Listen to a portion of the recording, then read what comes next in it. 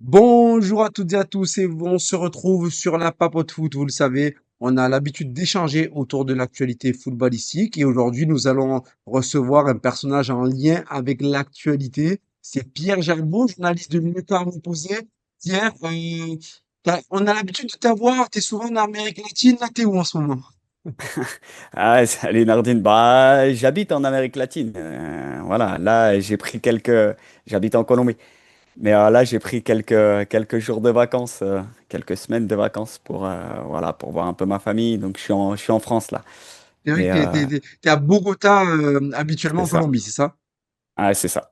Ah, tu vois, je te suis à la trace, Pierre Gervaux, qui nous fait l'honneur de sa présence pour ce live. Pierre, on va mettre les pieds dans le plat. On a vécu hier une demi-finale incroyable entre l'Argentine et l'Angleterre. Une victoire 2-1, donc des Argentins dans les toutes dernières minutes de jeu avec un but de Lautaro. Avant de rentrer purement dans le match, comment on vit ça en tant que suiveur de ces nations-là, suiveur du foot, du foot justement sud-américain? C'est pour ça que tu es avec moi. Comment on suit ça? Comment on arrive à décrypter ce qui s'est passé hier? C'est une folie. Ouais, ouais, bah, c'est une folie. Après, tu vois, un Argentine-Angleterre, c'est jamais un match comme un autre.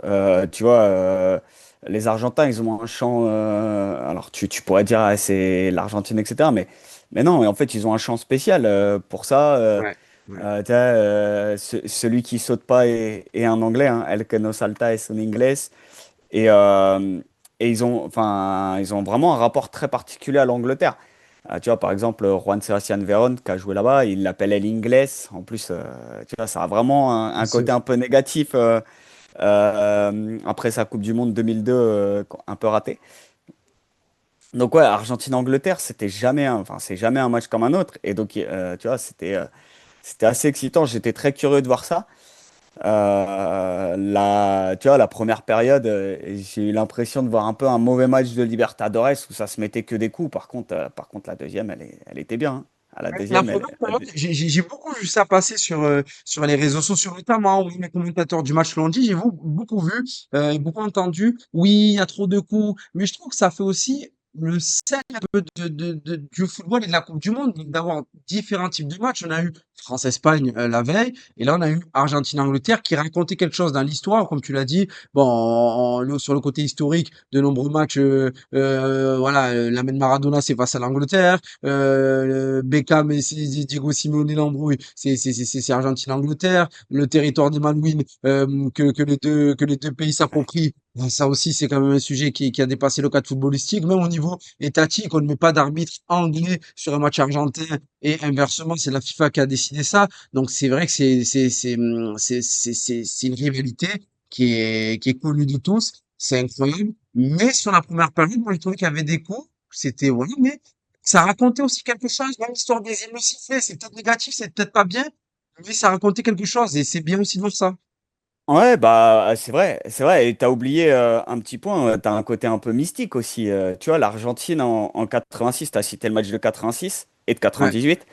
En 86, ils jouaient avec leur maillot, on va mettre des guillemets, mais extérieur. Ils jouent pas avec leur maillot ciel et blanc. Ils jouent avec le maillot qui est bleu, un peu. Je sais pas, tu mets la couleur que tu veux, la nuance que tu veux, mais c'est un bleu un peu plus sombre, un peu plus foncé. Pareil en 98, et là, tu vois, 2018, l'Argentine, ils ont dit, bah voilà, pareil. Tu vois, il y a eu un petit peu ce côté mystique aussi. D'ailleurs, ils avaient posé la question à Tourelle.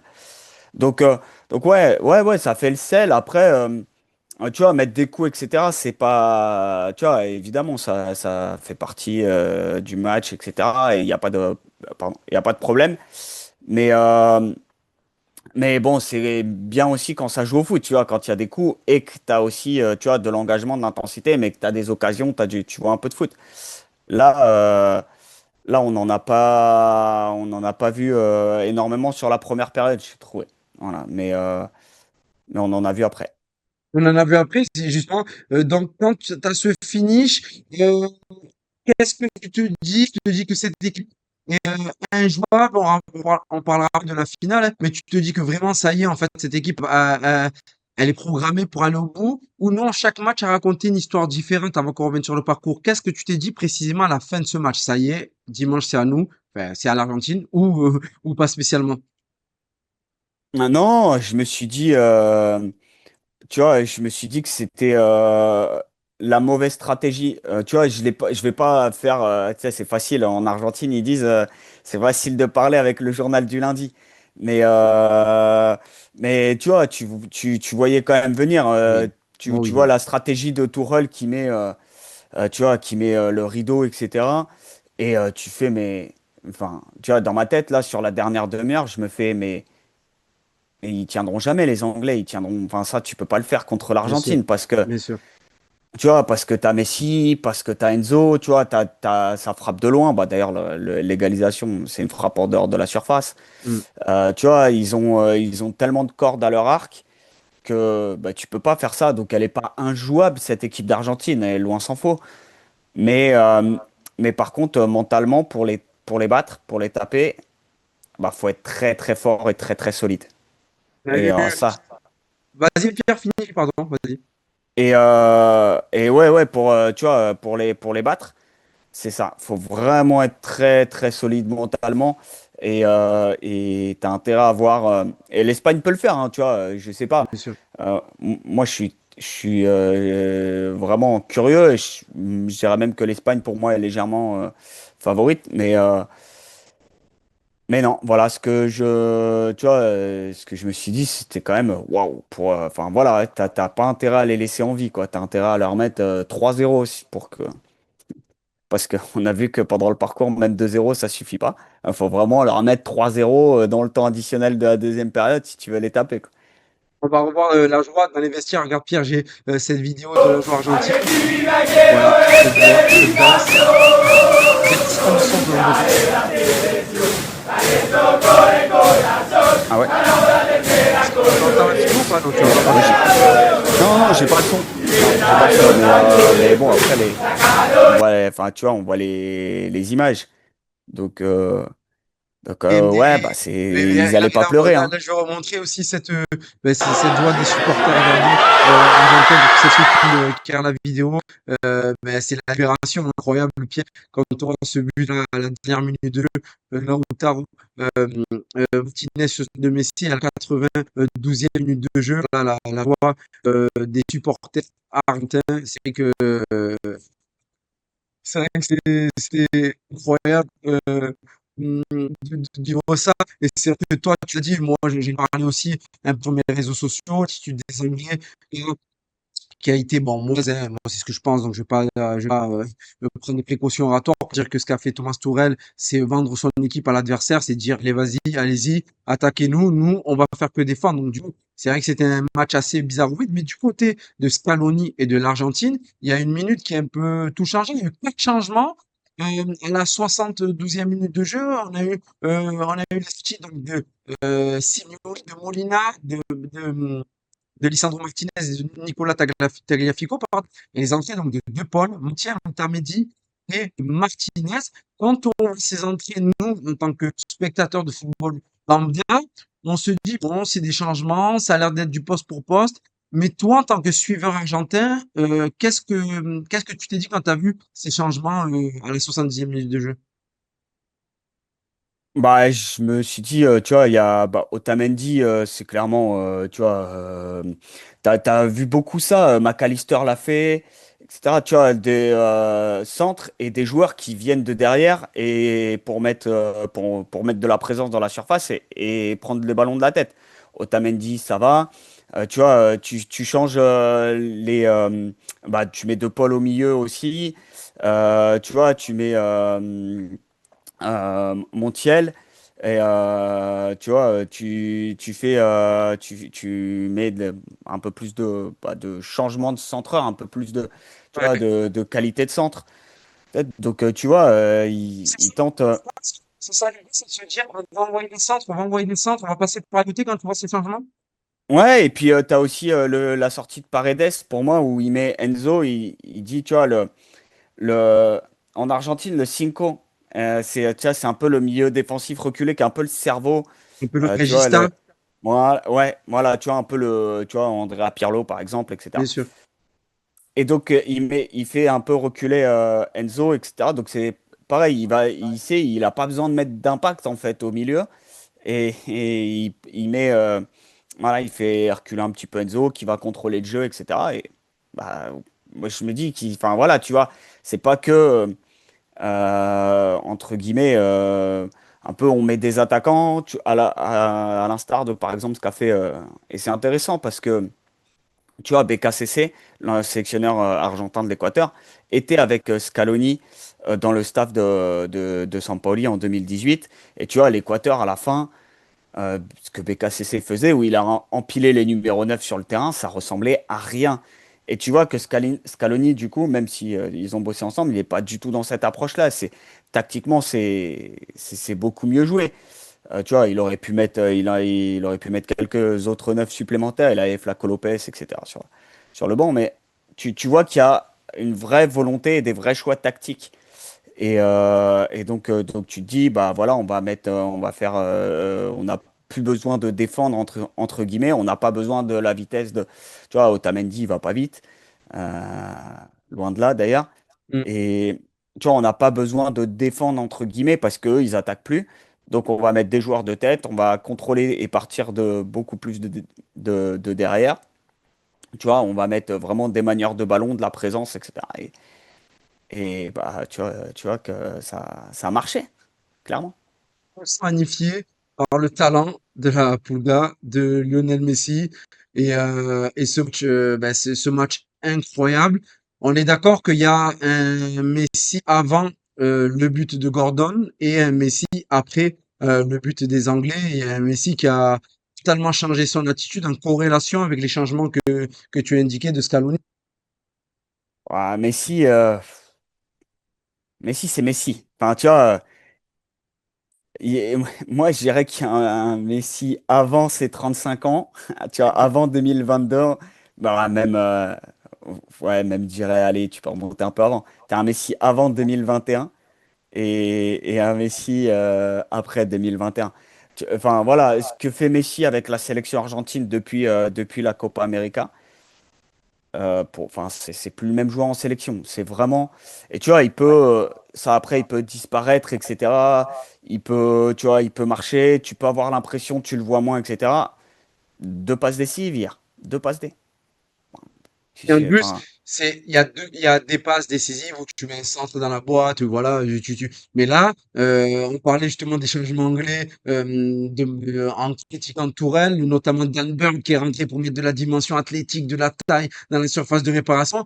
Mais pour le pied de Messi, ça ne veut rien dire. Parce qu'en fait, Messi, c'est un joueur qui et du pied droit, mais, cette action, elle est pas anodine, elle est folle quand même que du pied droit, la lucidité et bien sûr la précision pour trouver le crâne de Martinez. C'est pas ah passe ouais. dans la boîte et allez, vas-y mon grand. Vas-y, je la mets au petit bonheur la chance. Bah non, mais si. Et puis pied gauche, pied droit. Enfin, tu vois, je pense qu'on n'a pas besoin de parler de Lionel Messi. Donc, pour moi, enfin, voilà, tout ce que fait Messi en sélection depuis 2021.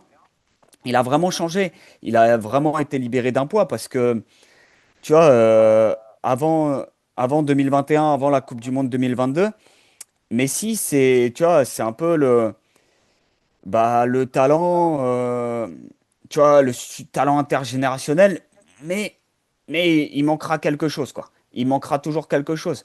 Donc là, depuis sa victoire avec la sélection en Copa América, la Coupe du Monde de 2022, la finalissima, etc. Il est libéré, il a plus ce poids-là, il est assis à côté de Diego. Et, et bah, il Mais Pierre, devient, il fait. je suis d'accord avec toi, je veux bien comprendre qu'il soit libéré, mais hier, j'ai l'impression qu'on a basculé dans une énième dimension où on se dit, le gars n'a peut-être plus les cannes et c'est normal, les Anglais sont plutôt costauds, et il arrive quand même, ce qui m'a impressionné hier, c'est son pied, comme tu l'as dit, il a toujours eu, il n'y a pas de débat, mais même sa dimension à reprendre physiquement, les devants dans un match où on l'a vu piocher, on l'a vu des fois il est quand même pris par la taille anglaise. Anderson a été très bon sur lui. Bellingham aussi, ils ont bien défendu sur lui. Et il a trouvé, comme on dit vulgairement, ce second souffle. Ça t'a pas impressionné, cette dimension athlétique en revenir et Non, totalement parce qu'il s'est il a préparé. tout son match. Non, il s'est préparé pour ça. Alors, je vais pas dire qu'il est venu en MLS pour ça, mais tu vois, avec l'Inter Miami et ce qu'ils ont fait, tu vois, il s'est programmé, il s'est préparé pour ça. Et même physiquement, tu vois, plus le mondial s'approchait, avec De Paul qui joue dans le même club, Mm. tu vois, ils se sont préparés pour ça, ils se sont fait des séances à part, ils ont travaillé vraiment ensemble. Donc non, Messi, physiquement, et il est vraiment, tu vois, libéré psychologiquement, etc. Et Mm. physiquement, il s'est préparé pour ça. Et en plus, il connaît, tu vois, voici, c'est tellement immense, etc. Mais il connaît le terrain, il connaît la MLS, il connaît les stades, les climats, etc. Aux USA. Donc voilà, moi, physiquement, alors, c'est pas le Messi de 20 ans, 25 ans, tu vois, à l'époque 4-3-3 Guardiola. Mais non, ça me surprend pas, en fait, parce que physiquement, il s'est préparé pour ça. Il est prêt, il sait, il connaît son corps mieux que personne. Il a une hygiène de vie impeccable. Et ça, tu vois, on parle beaucoup de Cristiano Ronaldo. Et de toute façon, on est dans l'époque où tu vois, tu as les deux. Mais Messi, sur ça, il a fait vraiment beaucoup d'efforts. Tu vois, il a son staff autour de lui, il a le nutritionniste, le chef cuistot, etc. Tu vas me dire comme beaucoup, mais lui, il a appris à connaître son corps et, et donc bah, il s'est préparé, il est prêt Il physiquement a et appris sur le tard il a appris sur le tard à mieux connaître son corps ou c'est tout au long de sa carrière, ça s'est installé, on va dire, de manière plus souple, de manière plus graduelle.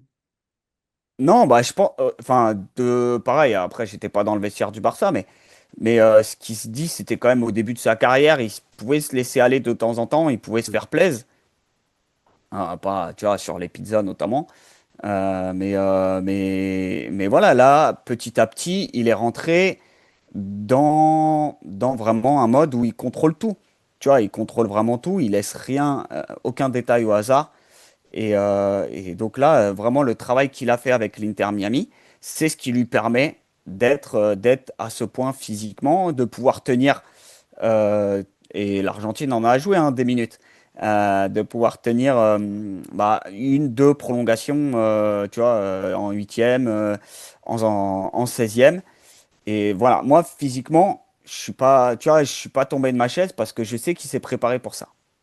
Justement, tu parlais du parcours de cette équipe de l'Argentine. On va l'afficher sur votre écran pour celles et ceux qui nous suivent sur la Papote Foot avec Pierre Gerbeau, journaliste à Lucarno Posé qui suit les équipes sud-américaines et notamment cette équipe d'Argentine. Quand on revoit Pierre les matchs de l'Argentine, donc c'est une victoire 3-0 face à l'Algérie, victoire 2-0 face à l'Autriche en phase de poule, ensuite la Jordanie. L'Argentine, la Jordanie, ouais, le Cap-Vert en 16e, l'Égypte en 8e, ensuite la Suisse en quart de finale et donc hier cette victoire face à l'Angleterre. Quel est pour toi, Pierre, le match voilà, le match qu'il est dans ces matchs argentins? Quel est le match qui a été bon, décisif, ils le sont tous par définition, mais qui a été un peu plus important que d'autres dans la manière dont la victoire s'est construite. Ah bah l'Égypte, tu vois, l'Égypte, le huitième, tu vois, le scénario, il est quand même fou. Alors, tu avais déjà eu le Cap-Vert, où là, je pense qu'ils y sont allés un petit peu trop confiants, tu vois, un petit peu les mains dans les poches. On a gagné, tu vois, on a gagné les trois matchs de poule, on a mis, euh, on a mis 8 buts, tu vois, on en a pris qu'un, on est fort, on est le champion du monde en titre. Voilà, contre Cap-Vert, on va jouer tranquille pour après monter progressivement en puissance. Tu vois, donc là, Cap-Vert, je pense qu'ils se sont fait une belle frayeur, tu vois, vraiment.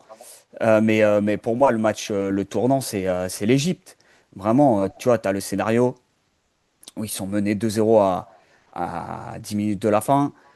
Ils renversent tout, ils renversent toute la table, etc. Mais enfin, tu vois, c'est une folie. Et là, je pense que tu vois, c'est le type de victoire. Alors, c'était déjà un groupe très uni, mais tu vois, c'est le match qui les dit, qui les place et qui leur dit, bon bah, voilà, ah ouais, pour nous battre maintenant, va falloir être très très solide. Et tu le vois, enfin, tu le vois dans les célébrations, etc.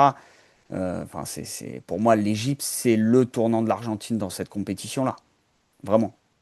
Et ensuite, la course s'est construite quand même dans la douleur avec une victoire aux prolongations, notamment Bon, t'en as parlé, celle du Cap-Vert où on va dire que l'équipe n'était pas au niveau on va dire au niveau des intentions à 100%, mais il y a cette victoire face à la Suisse aux prolongations également. Et c'est assez bizarre, oui, parce que c'est vrai, tous sur le coup de l'émotion de ce qui s'est passé hier. Et bravo, car cette équipe est en finale de Coupe du Monde. Mais il y a eu aussi il y a eu des bruits. On entendait beaucoup dire que Scaloni a trop fait confiance en ces joueurs qui l'ont fait gagner en 2022. Il aurait dû se séparer de certains. Est-ce que les deux idées cohabitent? Est-ce qu'on se dit que Scaloni, il y a quand même une part d'irrationnel dans ces victoires-là et qu'au final, ce groupe-là tire le max, voire plus que le max? Ou non, on se dit qu'il y a quand même une certaine maîtrise dans ce groupe-là. Qu'est-ce qu'on se dit à ce moment-là de la compétition avec ces deux idées? Bah, tu te dis, de toute façon, Scaloni, il a, tu vois, on parle et on a beaucoup parlé à juste titre, tu vois, de l'équipe de France, du potentiel, Bien du sûr. banc que tu as en équipe de France. Mais là, c'est pareil. Pour l'Argentine, tu vois, bah, t'as cité les changements tout à l'heure, t'as vu, enfin, le banc, ça va quoi. Il y en a, tu prends ceux qui sont rentrés, ils sont titulaires dans quasiment toutes les autres sélections du mondial. Tu vois la qualité qu'ils ont. Voilà, Scaloni a beaucoup, tu vois, il a une logique de groupe, un peu comme Didier Deschamps. Et il s'appuie sur beaucoup d'éléments, mais tu vois, il est vraiment très proche de certains de ses joueurs et c'est normal. Tu peux pas lui en vouloir de s'appuyer sur un groupe champion du monde. Tu vois, Scaloni, pour refaire un peu son parcours en sélection, donc il arrive, il est dans le staff en 2018. Tu vois, il est dans le staff de Sampaoli. Et il prend la tête un petit peu au moment où la Coupe du Monde en Argentine, en 2018, la Coupe du Monde en Argentine se passe quand même vraiment pas bien. Tu as eu la défaite face à la Croatie, tu as la défaite aussi face à l'équipe de France. Mm. Donc il prend la suite. Il est un peu au début, il est intérimaire, hein. Et après, tu vois que ça commence à tourner. Donc la FA le dit, bon, bah voilà, tu vas rester et puis on va voir la Copa América 2019. Après, bon, bah, ok. Et puis tu suis continuellement, mais il s'est toujours appuyé, tu vois, sur ce groupe-là. Et tu vois, ça va te faire probablement sourire, mais tu vois, dans le groupe, et alors il arrive après le Mondial 2018, il doit faire quand même un turnover, enfin un renouveau de générationnel important. Tu vois, sur les gardiens, dans la génération, il y a Mascherano, par exemple, qui est plus là, etc. Tu as Higuaín aussi qui sort. Et tu vois, dans la sélection actuelle, bah, il y a des joueurs qui étaient là dans la sélection, pas dans le groupe des appelés, mais qui étaient là dans les sparring, tu sais, un peu, quand tu fais ta prépa, tu essayes de prendre un peu des sparring Mm. partners. Et si tu regardes la liste de ceux qui s'entraînaient avec le groupe argentin avant le mondial, donc des joueurs qui étaient appelés, tu vois, comme ça pour faire le nombre, bah, tu retrouves Julian Alvarez, qui est là, qui était avec River, tu retrouves Thiago Almada, et tu retrouves deux joueurs qu'on connaît très très bien en Ligue 1 et qu'on connaît très très bien à l'Olympique de Marseille, notamment, puisque tu retrouveras Roulé, Facundo Medina, Roulier tu, Medina, ouais. pas Rulli, et tu retrouves Balerdi. Balerdi, c'est vrai qu'il s'est blessé au début du mondial, ouais, Ah, il était appelé, il était prévu dans le Ouais, ouais, groupe. ouais, bien sûr, il a fait les entraînements, il a fait la première semaine, c'est ça, aux Ouais, et États-Unis? puis il se pète, il se Ah ouais. pète parce que sa blessure Oui. a été mal soignée. Mais ouais, donc tu retrouves ça et tu vois, Balerdi, si on se demande pourquoi il est en sélection argentine, parce que Scaloni le connaît depuis le départ. Tu vois. Et pareil pour Medina. euh, donc, euh, donc voilà, tu vois, Donc, Scaloni, il en a fait, une tu logique dis que de ça, groupe. que toi, tu le vois plus comme une force, le fait que ces joueurs-là, ils les connaissent depuis quand même Et il quelques est, années. C'est une grande force et pour toi, il devait continuer avec eux jusqu'à la fin du cycle. mais il les connaît, tu vois, il les connaît de A à Z, la plupart de ses joueurs. Et il y en a certains, tu vois, je viens de les citer. Voilà, il connaît Julian Alvarez depuis ses débuts à River. Donc il sait parfaitement comment est le joueur, Hmm. enfin, comment il fonctionne, etc. Ça, tu vois, c'est d'où l'intérêt aussi, au passage, pour la parenthèse, de bosser et d'avoir une vraie connexion entre tes espoirs, enfin tes U20, U21, et, etc., U17 et ta sélection chez Léa. tu vois, que les sélectionneurs bossent ensemble et qu'ils aient une connexion entre les deux. Ça me semble essentiel aussi. Mais Mm. voilà, Scaloni, il bosse avec le même groupe. Il a dû avoir plusieurs renouvellements de génération. Tu vois, là, il a eu donc la génération 2018 où tu as Mascherano, tu as tous les gardiens qui sont à refaire, tu as la moitié de ta défense qui est aussi à refaire.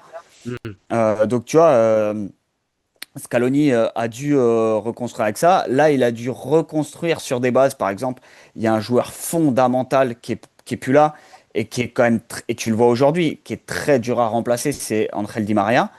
Tu Mm. vois, retravailler, repartir sur des bases avec ça. Tu vois, et donc, Nico Gonzalez, Thiago Almada, etc. Enfin, Scaloni les connaît. Et donc, tu peux pas lui en vouloir de travailler avec des joueurs qu'il connaît, de pas faire d'innovation. Donc voilà, Scaloni, il a son groupe, sa logique de groupe. C'est des joueurs qu'il connaît depuis très longtemps. Voilà, et puis il est très proche de ses joueurs en 2018, et c'est pour ça qu'il reste Mm. quand Sampaoli part. C'est que Scaloni, on sait que c'est le joueur qui est le plus proche du groupe à l'époque. C'est lui qui est le plus proche, qui est le confident, c'est peut-être un mot un peu fort, mais tu vois, qui est vraiment le plus proche, le plus ami, en tout cas, je sais pas si c'est le mot juste, mais voilà, qui est dans le management le plus proche de son groupe, de ses joueurs. Donc c'est aussi pour ça qu'il reste, parce que les joueurs disent, bah nous c'est très bien, ça nous va si c'est Scaloni pour l'instant. Donc il se retrouve là, arrivé à la tête de la sélection progressivement. Et voilà, et s'il est là, c'est forcément parce qu'il a un lien avec ses joueurs. Et quand on voit cette sélection, parce qu'il y a beaucoup eu de débats qui ont ressurgi cette semaine, notamment des débats en termes de volonté, on va dire fédérale.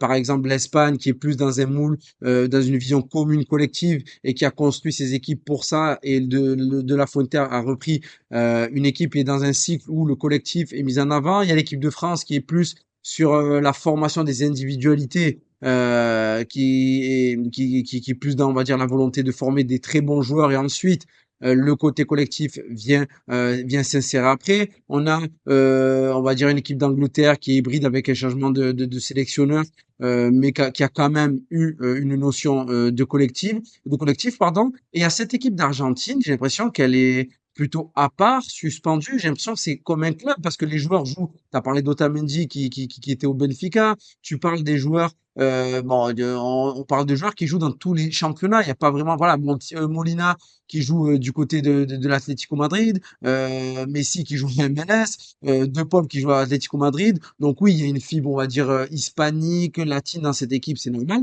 Mais quand on prend les joueurs, ils sont un peu éclatés dans tous les championnats. Mais quand on se retrouve en Argentine, j'ai l'impression que c'est là le club. Le club, c'est l'Argentine. C'est quoi comment on arrive à faire ça? Je comprends pas. Bah, c'est un peu, tu vois, c'est un peu les deux, hein. Tu vois, tu vois il y a quand même quelques joueurs. Tu as cité Messi, etc. Mais De Paul, il est plus à l'Atlético, Ouais, il est Inter Miami, ouais, ouais, ouais. il est à l'Inter Miami. Tu vois, t'as des joueurs qui jouent, qui sont retournés en Argentine. Paredes est retourné en Argentine. Mm.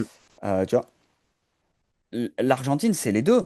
C'est à la fois l'individualité, mais c'est aussi le collectif. Ils ont l'habitude, ils évoluent ensemble. Alors, tu as eu des retouches, etc.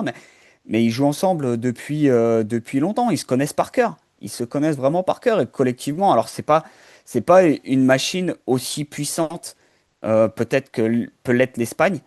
Euh, mais voilà, collectivement. L'Argentine, c'est quand même solide. Tu vois la campagne d'éliminatoire qu'ils ont réalisée par l'Albi Céleste, ils roulent, ils roulent sur tout le monde. Ils roulent sur tout le monde. Mm. Mm. Mais tu vois, littéralement, quand ils décident de jouer d'accélérer face au Brésil, bah c'est une démonstration. C'est Comment une on peut expliquer démonstration qu'ils totale. passent d'un côté, je vais être assez trivial dans mes mots, mais limite, ils sont presque en mort cérébrale contre l'Angleterre, où t'as l'impression qu'il n'y a plus rien, qu'il se passe plus rien, que ça va être compliqué, que les Anglais n'ont pas confirmé, je parle des Anglais même dans tout le tournoi, à des retournements de situation Comme ça, c'est quoi? C'est le niveau de cette équipe, en fait, elle est pas capable de mettre ce rythme-là pendant 90 minutes, donc elle est entre deux. Enfin, Ouais, comment on arrive à passer du tout au tout, là, j'ai l'impression à chaque fois. elle est, elle est dans le contrôle. Tu vois, cette sélection, elle est un peu dans le contrôle et pam, elle va t'accélérer. Tu vois, contre l'Algérie, le premier match, tu vois, on va prendre l'exemple concret. Tu vois, les 20 premières minutes, c'est Mm, moyen. Tu mm. vois, et puis là, tu as une accélération. Il me semble que c'est De Paul. Tu vois, il te fait une passe tranchante, verticale sur Messi. Messi, il accélère. C'est un but que tu as vu des milliers de fois avec lui. Voilà, il accélère, 20 mètres, lucarne. Ben, le match il est terminé. Mm. Enfin, voilà. Après, ça contrôle. Ça met un petit coup bien aidé par Lucas Zidane, tu vois, qui relâche le ballon. Voilà, elle met des petits coups, elle te sanctionne. Tu vois, tu lui laisses un bout de doigt et elle te mange la main complète. Tu vois, tu as le malheur d'oublier, de pas être, tu vois, de laisser un marquage. Tu vois, là, le but hier, le premier but, Enzo, il est à l'entrée de la surface. Il a le temps de faire le petit café, de manger le pain Oui, au chocolat, de oui. regarder le téléphone dans sa poche. Tu vois, enfin, tu vois, non, mais tu vois, tu lui laisses vraiment quelque chose, elle va te sanctionner direct. Quand elle a décidé d'accélérer et vraiment tu vois, elle est beaucoup plus dans le contrôle qu'il y a 4 ans pour moi. Et tu vois, mais quand elle essaye de te piquer, tu lui laisses un truc, bam, elle va te sanctionner direct. Ça surgit parce que tu as les individualités, parce que tu as le collectif aussi, les joueurs se trouvent les yeux fermés, et, et bim, et voilà, c'est un peu, voilà, c'est cette particularité-là. Tu vois, il y a 4 ans, je la trouvais vraiment beaucoup plus intense, beaucoup plus. Tu vois, waouh, c'était vraiment beaucoup plus fort. Reprends la première période. Allez, tu peux même prendre la première heure de jeu de la finale il y a 4 ans contre la France. Ouais, Non, tu te c'est dis. incroyable. Tu vois, tu te mets dans les conditions du direct, tu éteins ta télé à 2-0. Mm. Ah, tu te dis, bon, bah c'est bon, ils ont gagné tranquille. Si ça se trouve, ils en ont même peut-être mis un troisième sur la fin. Là, elle est moins dans cet aspect-là, mais elle est beaucoup plus vraiment dans le contrôle. Et bam, elle va mettre des petits coups d'accélérateur. Et c'est difficile. C'est là où c'est très, très difficile de les arrêter. Et tu as intérêt à vraiment être fort. Et tu vois, bah, dans ton approche, dans tes marquages, dans ton agressivité dans ton intensité. Tu vois, typiquement, la faute de Digne face à l'Espagne, Mm. c'est quelque chose qui peut arriver aussi face à cette Argentine-là. Si tu vois, tu te perds un petit peu, bam, ça surgit dans ton dos et tu te retrouves à concéder un péno ou un coup franc dangereux et tu peux te faire prendre sur coup de pied arrêté. Donc voilà, cette sélection, elle est un peu sur les deux parce que tu as évidemment les individualités qui sont très très fortes, mais tu as aussi le fait de jouer ensemble collectivement qui fait que bah voilà, quand elle se met à jouer, quand elle se met à accélérer, ça fait mal, ça fait très très mal. Et il y a très peu d'équipes, hein, attention, hein, il y a très très peu d'équipes qui ont réussi à durablement sur 90 minutes déstabiliser cette Argentine-là. Vraiment, il y a très très peu d'équipes qui ont réussi à le faire. Et on verra si cette équipe d'Espagne va le faire pour cette finale. C'est ce dimanche, cette finale de la Coupe du Monde entre donc l'Espagne et l'Argentine. On verra cette photo. Bon, on en aura des milliards de photos entre Ah, Lamine Yamal Yamal, Messi, bah ouais. Lionel Messi. L'histoire est quand même fabuleuse. Ce sport est quand même fou. Déjà, tout simplement, est-ce que tu avais un adversaire que tu préférais voir pour l'Argentine? Ou pas spécialement? Et qu'est-ce qu'elle raconte, cette finale contre l'Espagne? Qu'est-ce qu'elle te procure? Ah, je t'avoue que France-Argentine, ça aurait été insupportable. Ça aurait été vraiment insupportable. Ouais. Non, mais tu vois, d'un côté comme de l'autre, tu vois, t'aurais eu une montagne faite de chaque côté sur le match et la revanche et les machins. T'aurais sorti les chants argentins, t'aurais sorti les ceci, t'aurais sorti parce que la phrase d'Mbappé sur le foot sud-américain, tu vois, en disant voilà, on est bien plus en avance, etc. Ça, et tu vois, ils te la ressortent à toutes les sauces, hein. Mm. Donc voilà, heureusement, c'est pas la France, et pour le coup, vraiment. Maintenant, bah, l'Espagne, on l'a vu, c'est aussi une machine collective vraiment très très forte. On l'a vu face à l'équipe de France qui peut te détruire en fait. Donc ça va être pas le match. Si ça se trouve, j'ai passé pour, euh, Ouais, t'inquiète pour un pas, con t'inquiète pas. si tu me passes On comprend l'expression. le message. Voilà. Non, mais tu vois, je vais passer pour un con si ça arrive pas. Mais je pense pas qu'on aura un match exceptionnel avec 5, 6, 7 buts. Par contre, ça va être un vrai match tactique parce que Luis de la Fuente, et le milieu espagnol, ils vont essayer de te massacrer et de te faire sortir Enzo, Paredes, etc. Ils vont essayer de faire sortir ça. Messi qui va se balader un petit peu partout et qui va essayer de mettre la misère un petit peu à Porro, à Laporte, à Cucurella, tu vois. Il va essayer d'un petit peu de le déstabiliser. Il va essayer de lui faire mal, tu vois, un coup à gauche, un coup à droite. Donc ce match-là, il va être très, très intéressant. Tu vois, Julian, pareil. Tu vois, Julian, il va se balader. Laporte, tu vois, il va essayer un petit peu de le bouger. Tu vois, voilà. De mettre pareil, des petits coups. Tu vois, un peu, ils se connaissent, hein. Donc ouais, ça va être un vrai, vrai beau match. Ça va être quoi l'enjeu? Je veux parler du côté argentin du coup, Ah, parce que j'imagine que l'enjeu du côté espagnol, ça va être de rester dans dans ce contrôle pour éviter que cette équipe d'Argentine lui prenne les miettes dont tu parlais il y a quelques minutes. Ça va être ça bah, l'enjeu de c'est ce ça. match.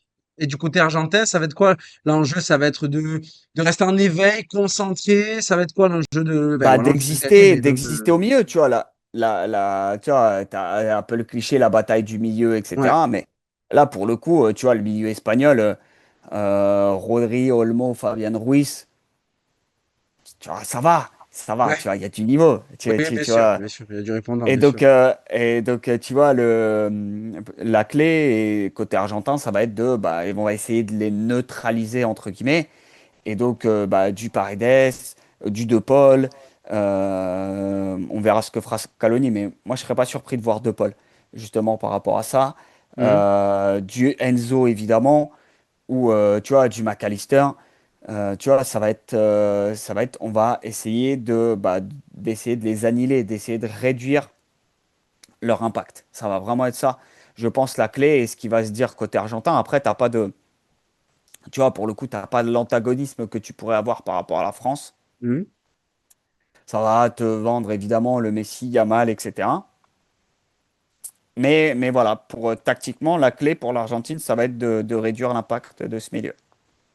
Réduire l'impact de ce milieu. Bon, on arrive presque à la fin, à la fin de ce passage avec toi, Pierre, parce qu'après, je vais enchaîner et faire un récap des demi-finales avec Chérif qui va nous rejoindre. Pierre, c'est une affiche. Est-ce que c'est le match? Est-ce le match?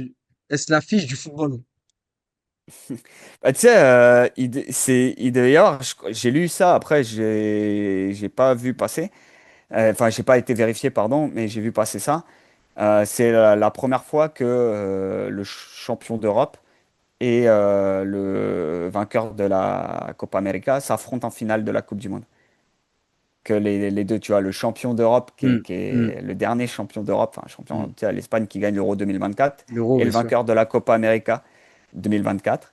Alors, c'est la première fois qu'apparemment, voilà, t'as cette affiche-là en finale de Coupe du Monde. D'ailleurs, il y avait eu tu sais, la revanche de la finalissima qui devait être organisée, etc., finalement, qui n'a pas pu se jouer.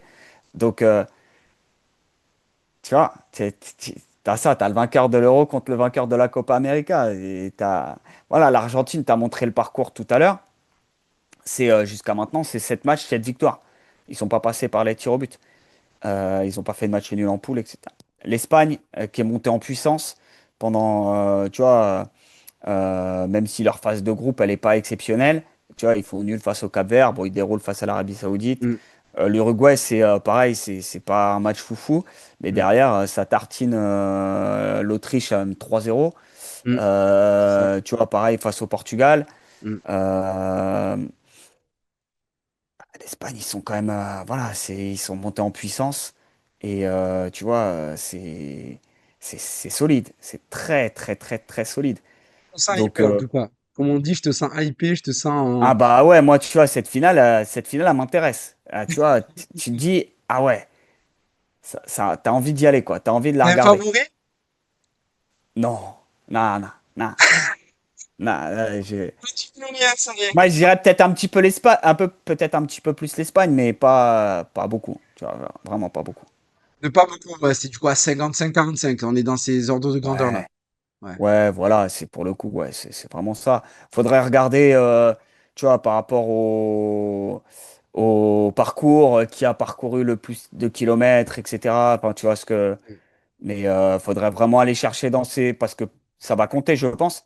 Donc, faudrait vraiment aller regarder dans cet aspect-là. Mais pour moi, ouais, t'as pas de favori, t'as pas vraiment de favori sur une finale. T'en as quasiment jamais. Surtout quand c'est cette belle équipe d'Espagne face à cette équipe d'Argentine qui est capable et qui nous a montré qu'il y avait beaucoup de ressources. Pierre, c'était un très bon moment et je te remercie d'avoir passé ces très belles minutes avec moi. Eh ben, écoute, merci à toi pour l'invitation, Nordine. Vrai plaisir pour moi aussi de partager ce moment avec toi. Et puis, ben, écoute, je sais pas si toi, t'es hypé par la finale ou pas. Ah oui, oui, oui, oui, Ah bah oui. moi, je savais plus pas la finale, c'est nous, mon compatriote, saigne encore du match de mardi, malheureusement, et de la défaite de l'équipe de France. Mais après, au final, moi, j'aime bien, bon, c'est un peu la fibre peut-être journalistique, mais j'aime bien les finales, les matchs qui racontent quelque chose. Tous les matchs auraient raconté quelque chose, mais c'est vrai que cette Espagne-Argentine, on arrive au bout certainement du projet Scaloni, peut-être, je sais pas, peut-être qu'il va continuer. Hein. On verra. Ça, on verra. C'est pas Franchement, sûr, hein, c'est pas sûr il y qu'il a... s'arrête. bon, on verra. C'est ce qu'il a envie de faire. Après, tu vois, Scaloni, il s'est assis, hein. Là, il s'est assis à la table. S'il est champion, s'il gagne double Non, champion du mais monde dimanche, bien sûr, là, bien c'est le sûr. plus grand. Ah Tu vois, oui. là, il a battu des records pendant ce mondial. Il a battu Mm. le record de matchs en Coupe du Monde dirigé par Menotti et Bilardo. Tu vois, c'est des noms qui nous parlent quand même parce que Oui, tu entends oui, souvent oui, ça, oui, Menotti, Bilardo. oui. Et tu vois, là, il les a dépassés. Il a dépassé les deux. Hein. Donc Donc, on attend, on dimanche, ce attendra. sera son 15e match en Coupe du Monde. Incroyable, Voilà. incroyable. Donc, quoi qu'il arrive, voilà, si lui, il a envie de continuer, je pense qu'il ira. Après, pas vu de choses pour l'instant. Je pense Ouais, c'est qu'il pas sera exclu très peu pratiqué. qu'il reste en sélection parce qu'il n'y a rien qui est sorti. Ok. Voilà. Ben, je te remercie, Pierre. On va s'appeler peut-être la semaine prochaine et on espère avoir un bon match. Ah bah écoute, merci à toi Nordine et puis bah écoute, j'espère que ce sera un bon match aussi. Ouais. Ciao, ciao. On va continuer ce débrief des demi-finales. On remercie encore Pierre Gerbeau, journaliste à Lucarne opposé, qui était avec nous. On a fait un beau panorama de cette équipe argentine. Je te remercie, Pierre, et on continue sur ce débrief plus global de ces matchs qu'on a eu cette semaine de Coupe du Monde avec toi, Chérif Bouchiki, la légende Chérif. Ah, ça y est. T'as fermé les volets. On dirait que t'es dans un pub écossais de la troisième ligue. Ah, vu la chaleur extérieure, j'ai tout cloisonné. Tu vu quand tu regardes les téléfilms M6, il fait toujours sombre, il fait toujours nuit, peu importe l'heure du téléfilm. On dirait pareil. Ah, on te laisse, on te laisse. Je sais qu'il fait chaud. Shérif, on va envoyer sur ces demi-finales. On va commencer directement dans le dur. On en a parlé avec Pierre sur ce match Angleterre-Argentine. Les Anglais qui menaient 1-0 avec ce but de Gordon à la 50e minute de jeu. Ensuite, égalisation et but en toute fin de match des Argentins de Lautaro Martinez. Donc, premier but d'Enzo Fernandez pour l'égalisation et de Lautaro Martinez à la Hmm. 92e minute de jeu. J'ai évoqué avec Pierre ce côté un peu scénario de folie. Quelle est la folie du côté argentin, tout ça. Moi, avec toi, je vais évoquer un peu plus l'aspect, enfin, même tu peux en parler de la folie, mais plus l'aspect terrain.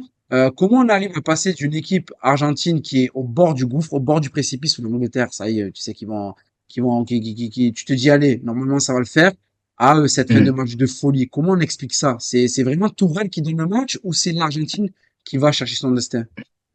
Ah, il y a forcément des deux. On va pas enlever à l'Argentine quand même ce qu'ils font de bien, même si pour moi, côté anglais, il y a un gros problème. C'est que, en fait, sur 60 minutes, on va pas dire qu'il y avait une domination nette, tu vois, mais quand même, on les sentait plus dangereux. Et surtout, on sentait que les Argentins, par contre, étaient très peu dangereux. Ils mettaient aucun danger sur la surface de Jordan Pickford. Donc, honnêtement, je trouve que les Anglais, ils ont beaucoup de choses à se reprocher. Alors déjà, ils reculent. Ça, on va dire qu'on peut pas le mettre sur le compte de l'entraîneur, mais après le but, il recule c'est C'est assez tout. flagrant quand même. Ouais, c'est tôt, bien sûr, c'est tôt. Il Ouais, marque à mais la à partir 60e. de attends, je vois, Gordon a mis le but à la j'ai noté 55e, je crois qu'à partir de la 60e, c'est fini, il recule. Voilà, à partir de la 60e, honnêtement, ils ont commencé à bien reculer dans leurs 40 derniers mètres maximum. Et après, les changements viennent en fait cautionner cette action-là parce que en fait, il vient renforcer un peu la défense centrale.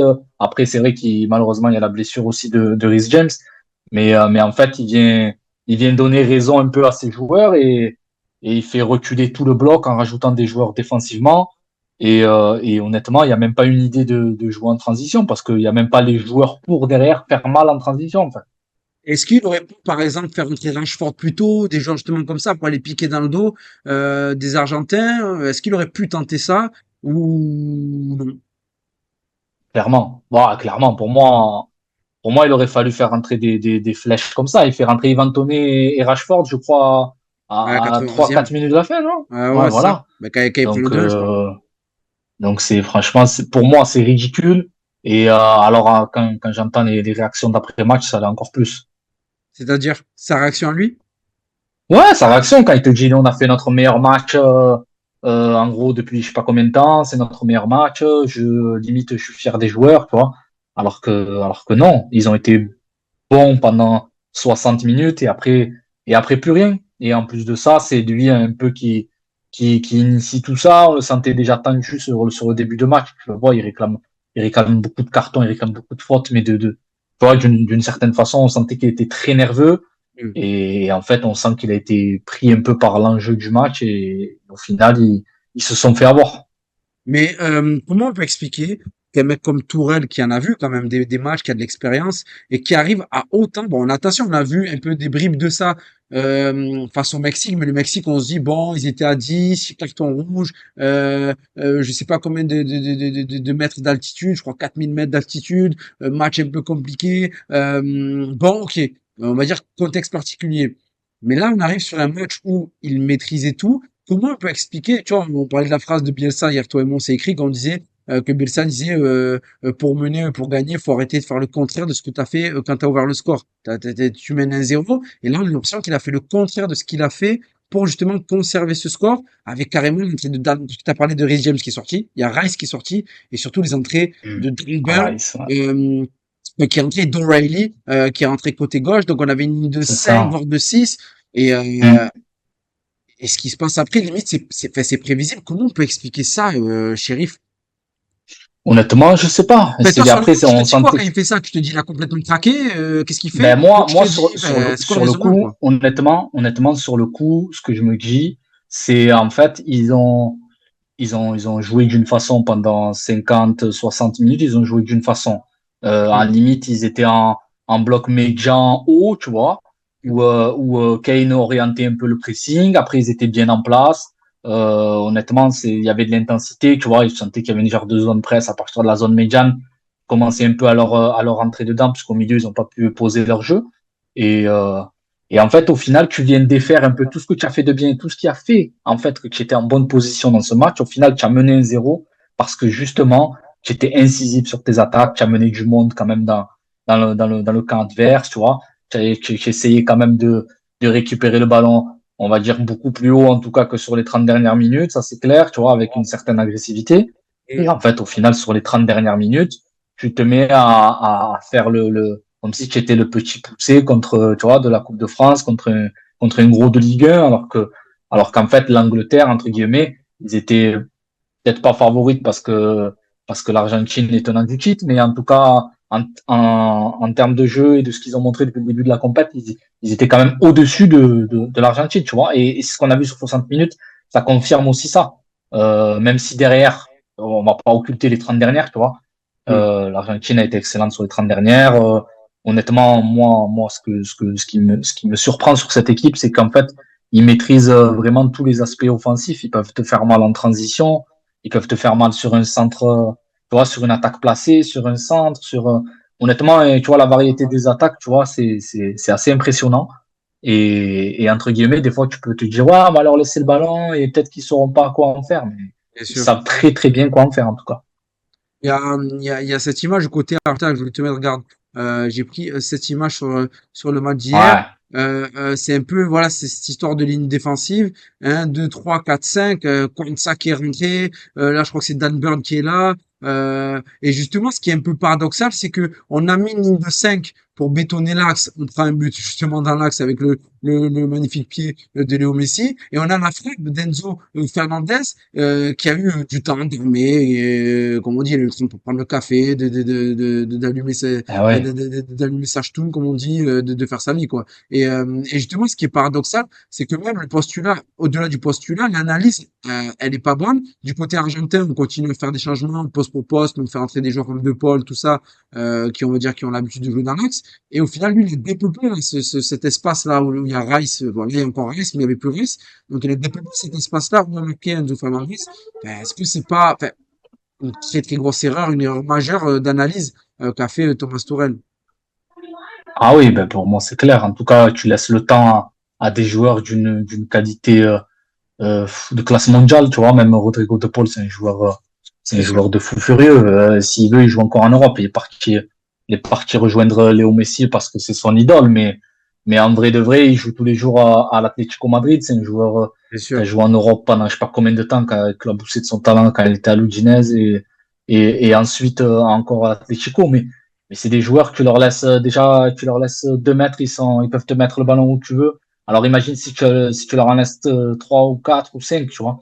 Et on parle d'Enzo Fernandez aussi sur la frappe. Enzo Fernandez, tu imagines la qualité de pied qu'il a, tu le laisses frapper comme ça. Et je crois que même que j'ai vu passer une action sur les réseaux où en 2022, je crois, il y avait eu pareil un peu un genre de corner court Mm. joué par les Argentins. Et je crois que ça finit par un poteau de Enzo Fernandez, tu vois. Donc Mm. ça montre aussi que c'est quelque chose de travaillé chez eux. Et comme j'ai dit, pour moi, ils maîtrisent vraiment tous les aspects parce que au final, ils peuvent te marquer un but de la tête. Je crois que c'est McAllister qui met le poteau de la tête. Mm. Et au final, ils marquent de la tête le deuxième. Sur un tir en dehors de la surface, le premier, l'égalisation. Et contre l'Égypte, c'est pareil. En transition, ils sont deux dans le camp adverse. T'as Lautaro qui fait un centre. Enfin, ils sont trois, je crois, parce qu'il y a un deuxième Argentin, mais il fait un centre. Je sais même pas comment il fait. Tu vois, il fait une course de 80 mètres. Il arrive à faire un centre à, alors qu'il est à 35 mètres du mec. Il y a déjà un défenseur dans la surface. Il lui dépose sur la tête, tu vois. Et donc, au final, moi, je suis bluffé quand même par cette qualité des Argentins. C'est vrai qu'on mettait pas, entre guillemets, en avant sur ces demi-finales. Et sur cette compète, on me disait, ouais, c'est une équipe vieille, tu vois, ils vont pas réussir et tout. Moi, le premier, je pensais que c'était assez compliqué pour eux sur cette compète. Mais la vérité, c'est qu'ils arrivent à exister sur chaque match et chaque miette que leur laissent les adversaires, en tout cas, ils les grignotent bien comme il faut. Et du coup, pour toi, donc du côté de Tourelle, enfin, on arrête là. C'est trop. Il a montré. Enfin, est-ce qu'il peut prendre la mise sur ce groupe après avoir montré ce visage à la fin du match? Est-ce que oui, s'il y a un espoir ou il faut qu'il arrête pour partir sur un autre cycle parce que les joueurs ne Bon, l'écouteront plus? je pense que la relation elle est morte. Déjà, quand on voit que Bellingham, tu vois, la façon dont il a de répondre après la Norvège, je crois, où il dit, Ouais, Norvège, ouais, de ouais. toute façon, l'entraîneur, il comprend pas, tu vois, il comprend pas, machin. Alors que moi-même, j'étais le premier à dire peut-être que c'est un peu tu vois, décalé de déplacer, même de dire ça de la part de Bellingham, tu vois. Mais le fait est, en fait, que Tuchel, le problème, c'est que c'est un entraîneur de club. C'est un entraîneur qui est habitué maintenant dans cette génération à être un peu le personnage principal. C'est ce qu'on disait la dernière fois aussi, d'ailleurs en émission. C'est que le problème, c'est que certains sélectionneurs veulent être sur la photo et des fois, ils veulent, entre guillemets, trop être présent dans la responsabilité d'un match, là où il y a des fois des choses un peu irrationnelles qui se passent. Et eux, ils veulent parfois trop contrôler un match, là où en fait, tu ne le contrôles plus du tout, en fait. Et au final, peut-être que même le côté irrationnel, tu es en train de perdre encore plus pied dans ce match, en fait, tu vois. Ouais, c'est lui qui amène ça, en fait, ce côté irrationnel, ce côté un peu où l'équipe perd pied, c'est lui qui l'a, c'est plus lui qui l'amène que ses joueurs pour toi, hier. Ouais, ouais, ben après, il y a un côté naturel de l'équipe et maladroit qui recule un peu sur, tu Ouais. vois. Mais après, pour moi, justement, si tu es contre. Après, on a vu, par exemple, nous, on est peut-être bien placé pour parler d'un autre sujet et de notre entraîneur, c'est l'OM avec De Zerbi, où on a souvent vu l'entraîneur qui, justement, criait à ses joueurs, monter, aller les chercher, alors que les joueurs faisaient quelque chose de différent. Mais on a vu, en tout cas, cette manifestation-là de coach montrer vraiment qu'il voulait aller les chercher, tu vois, et qu'il voulait aller plus haut. Là, en tout cas, on l'a pas vu.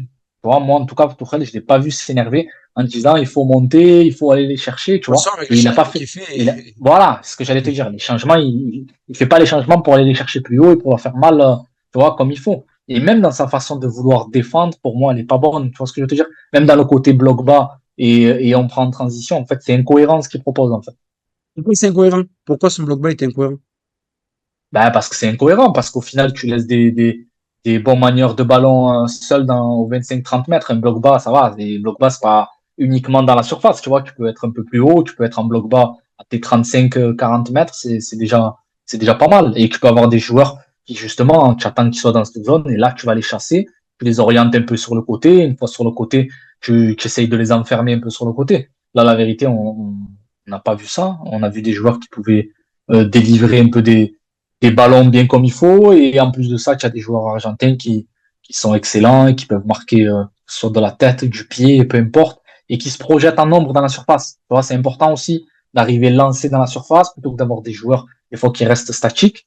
Là, On il y l'a avait vu du avec monde l'action de et en plus de ça, McAllister, l'action de ah ouais, McAllister, ah oui. ils viennent lancer les À un mecs, hein. moment, il y a Tagliafico, à un moment dans la surface. Ouais, C'est ouais, euh, ouais, bien c'est sûr, bien c'est sûr. Stones qui lui enlève de la tête. Mm, Tagliafico, il a deux doigts de venir claquer une tête, tu vois, de l'égalisation. mm, J'imagine le truc, c'est un latéral gauche. mm. Donc, c'est là que tu vois même comme on dit, la grinta j'allais dire algérienne. Argentine, c'est là qu'on voit la grinta et aussi le fait que ça se manifeste vraiment, tu vois. C'est pas que, moi, j'ai été le premier à dire qu'ils étaient Mm. agressifs sur le début du match, tu vois. Il y avait des fautes aussi un peu non sifflées par l'arbitre, même si globalement, il a été bon, l'arbitre, tu vois. Il n'y a pas de scandale sur le match. Mais, la vérité, c'est que les Argentins, ils avaient vraiment, vraiment plus faim que l'Angleterre et en tout cas que je pense que c'est l'équipe dans ce tournoi qui montre qui ont l'écro et qui sont prêts à tout pour y arriver, quoi. On va, on va revenir 48 heures en arrière, du coup, enfin environ aux alentours de 48 heures sur cette demi-finale entre la France et l'Espagne. On est à quelques petits jours, donc on est encore à chaud. On va pas dire qu'on est à froid. C'est un peu le débat du moment. Hein. Le débat du moment, c'est si tu parles à chaud, tu dis n'importe quoi, et si tu parles à froid, t'as raison. Hein. C'est le débat du moment. Je dis ça. Ouais, mais c'est ma tech du moment. Ouais, tu dis un truc, ah non, mais c'est à chaud. Ou sinon, tu dis que C'est l'équipe de trop France, tôt. c'est fait. Tu dis que l'équipe de France, c'est fait foudroyer. J'ai envie de te dire, ah, ça y est, on n'a pas de nuance. Mais pour moi, la nuance, c'est dire ce qui se passe. Si demain il y a un orage, il y a un apocalypse, il y a ce que tu veux à Marseille, je vais te dire, il y a un orage, il y a un apocalypse. Je vais pas te dire, oui, mais c'est peut-être un embryon d'apocalypse. Non, je vais te dire ce qui est. Et là, sur ce match-là, j'ai l'impression qu'il y a un peu tout. Il y a plusieurs choses qui ont émergé. Déjà sur la gifle, voilà la gifle qu'inflige l'Espagne à la France au niveau terrain, au niveau football. Est-ce que toi aussi tu as vu le truc comme beaucoup qu'il y a deux matchs avant et après la faute de Lucas Digne? Ouais, mais c'est pas étonnant. Après, c'est comme ça, c'est l'histoire du foot, non? Aussi un peu d'origine. Tu as une équipe qui est bien en place, une autre aussi peut-être, et puis d'un coup, elle prend un but, et après, c'est plus le même match. C'est Oui, comme ça. c'est On en voit tous les jours des matchs, et tous les jours, il se passe ça. Mais après, il y a aussi comment tu réagis, il y a aussi ce qu'il y avait avant, et quand on regarde ce qu'il y avait avant, ben, j'ai vu des gens qui ont regardé le match, qui nous disent qu'avant, on n'est pas si mal que ça, pas si bien non plus, tu vois. Tu n'es pas là à avoir trois occasions franches. La vérité, c'est qu'il y a eu un ballon intéressant, je crois, sur la première demi-heure. C'est celui de Mbappé où il est contre trois joueurs, tu vois. Au final, il arrive à s'en sortir et de faire un décalage. Mais en vrai, tu n'as pas 600 occasions. Après, c'est clair. Hein, maintenant, le nouveau truc, c'est on va nous dire, ah ouais, mais quand on prend un but, ça fait une différence. Ah ouais, mais c'est logique. Tu prends un but, tu es dans un match de demi-finale de Coupe du Monde, tu vois. Tu es vraiment dans l'élite du football. Et on te dit que prendre un but, ça va changer la physionomie du match. Ben, encore heureux, tu vois. Et je pense encore plus quand tu joues une équipe d'Espagne qui est très très bien en place derrière, tu vois.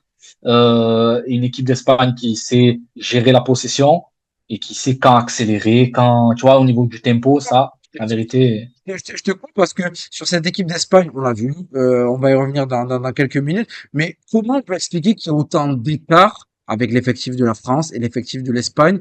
Comment on peut expliquer que ce jour-là, ce match-là, qu'il y ait autant de déclassement? Tu vois, par exemple, j'ai transposé un club. Moi, j'ai vu un match, il y a un match qui m'a un peu fait penser à ça. Tu vois, par exemple, Bayern-Real cette saison. Le Real travaille très mal. Le Bayern travaille très bien. Le Bayern est Hmm. passé face au Real, mais t'as eu par moment, par séquence, après c'est un club, c'est différent, tu vas me dire, mais le Real a existé sur la double confrontation. Pour moi, ils ne doivent pas exister. C'est vrai qu'ils existent jusqu'au rouge de Camavinga au match retour. Pour moi, le Bayern doit fracasser le Real à l'aller, ne doit même pas les laisser sortir de la tête de l'eau. Je sais C'est pas ce qu'ils ont clair, fait, le Bayern, c'est ils ont clair. trop raté. Mais maintenant qu'on a dit ça, le Real a existé. Pour moi, mardi, l'équipe de France n'a pas existé, shérif. Comment on peut expliquer que tu n'existes pas dans un match où tu as des joueurs quand même de renom, Michael Olise, Dembélé, Doué ou Ouais. Barcola qui a joué, Mbappé, et même des bons joueurs de football, notamment derrière. Même si Digne et Koundé, on va dire que ça a été moyen, mais avec Saliba se blesse. Mais voilà, comment tu m'expliquer carrément qu'il y ait vraiment rien, qu'il n'y ait rien vu pendant 95 minutes? Bah, je pense en fait que déjà on s'est un peu enflammé avec la production offensive de l'équipe. Et puis aussi, il y avait aussi quand même dans l'idée de jeu de Deschamps, il y a quand même une partie où je vais faire plaisir peut-être à Dugas, mais il y a une liberté, on va dire, laissée aux attaquants. Mais la liberté, ça veut dire quoi? C'est surtout débrouillez-vous, faites avec vos qualités, tu vois. Et en vrai de vrai, sur le début de compétition, tu te rends compte qu'en fait, ce qui a été mis en place, et on le remarquait de toute façon déjà, mais c'est quoi? C'est que tu avais un tronc de l'équipe très très fort. Donc, tu vois, tu avais Saliba ou Upamecano derrière, qui sont de très bons relanceurs individuellement. C'est-à-dire qu'ils vont te trouver des lignes de passe que peu de centraux, tu vois, trouvent. Autant d'habitude, on critique parce qu'on trouve pas un jeu de l'équipe de France assez offensif, tout ça. Mais là, tu as les joueurs derrière pour relancer, tu vois. Le problème, c'est que tu n'as pas des latéraux offensifs, mais tu n'en as pas besoin parce que devant, tu as des machines de guerre, tu vois. Donc, contre les équipes petites, moyennes ou sans les critiquer, mais contre les équipes qu'on a affrontées, tu as des joueurs qui font la diff individuellement et qui font la diff des fois même contre deux joueurs. Ils sont un contre deux, Mbappé, il arrive à faire des différences. Donc, quelque part, ça force un peu des fois le débat. Sauf que quand tu tombes contre une équipe qui est très très bien en place, que même le un contre un tu le passes pas, tu vois, ça devient très compliqué. Le un contre 2 alors encore moins, tu vois. Et moi, je pense que ça a mis en lumière aussi les défauts de cette équipe et surtout collectivement, le fait qu'il y a très peu de choses qui sont travaillées, tu vois, vraiment, et qu'il y a Comment, trop de comment ça choses. se sont travaillés, c'est-à-dire, on est en Coupe du Monde, en demi-finale, avec Ouais, mais au final, non. tu vois que tu n'as pas une identité de jeu forte et que ton identité de jeu forte, c'était un peu, on essaye d'aller presser haut. De toute façon, derrière, on a Saliba ou Upamecano qui peuvent défendre sur 50-60 mètres et rattraper tous les joueurs et les tenir en un contre un, tu vois. C'est ce qui s'est passé sur le début de compétition. Et en fait, tu as réussi à briller un peu comme ça. Et devant aussi, tu avais tous les joueurs qui étaient un peu dans un bon jour. Et comme on l'avait dit aussi, pareil dans l'émission, on en parlait, mais il va y avoir un jour, j'avais dit, ou peut-être dans l'équipe de France, il va y avoir un ou deux joueurs peut-être qui seront moins bien, tu vois. En espérant qu'il y en ait un troisième et un quatrième, peut-être qui sera bien. Force est de constater que collectivement, tu n'as pas fait assez pour te retrouver dans des zones dangereuses pour au moins, exemple, toucher Mbappé ou Désiré Doué peut-être plus souvent, ou Barcola, ou tu vois, Dembélé ou Olise. Encore Olise, on l'a touché et la vérité, c'est qu'il n'a pas été bon. La vérité, il a été nul. Bon, pour moi, Olise, c'est cataclysmique son match, tu vois. Il a été bon en phase de poule et derrière, la vérité, c'est qu'il n'a pas été bon depuis qu'on est sorti des phases de poule. Dembélé, pour moi, on surcote un peu sa Coupe du Monde. Pour moi, c'est un bon joueur de l'équipe de France, très bon, même si vous voulez. Mais c'est jamais le joueur quand tu es dans la merde qui va te sortir de la merde. Tu vois. Donc, pourtant, c'est un ballon d'or. Et là, j'ai entendu quand on est en train de passer un peu, on arrive en demi-finale. Ouais, peut-être ballon d'or, peut-être qu'il va le reprendre, pas le reprendre. Franchement, pour moi, les gens, ils sont à côté de la plaque. Parce que déjà, il fait pas une saison comme l'année d'avant. Et en plus de ça, en équipe de France, c'est ni le premier, ni le deuxième, ni le troisième meilleur joueur de l'équipe de France. Donc Et déjà, à partir de là, c'est compliqué. Et juste, je finis sur ça. Mais en fait, entre guillemets, tu te retrouves même pas dans des zones dangereuses. Donc au final, tu peux même pas apporter le danger. Et ça, pourquoi? Parce que collectivement, tu fais pas ce qu'il faut pour être assez haut sur le terrain ou pour avoir le ballon dans des zones dangereuses. Parce qu'au final, je crois que la possession, elle est pas si vilaine sur le match. Je crois qu'elle est serrée. Mais en fait, au final, Je crois que eux, quand ils ont le c'est ballon, 41-49 la possession. c'est combien? 51-49? Ouais, ouais, c'est ça, c'est ça.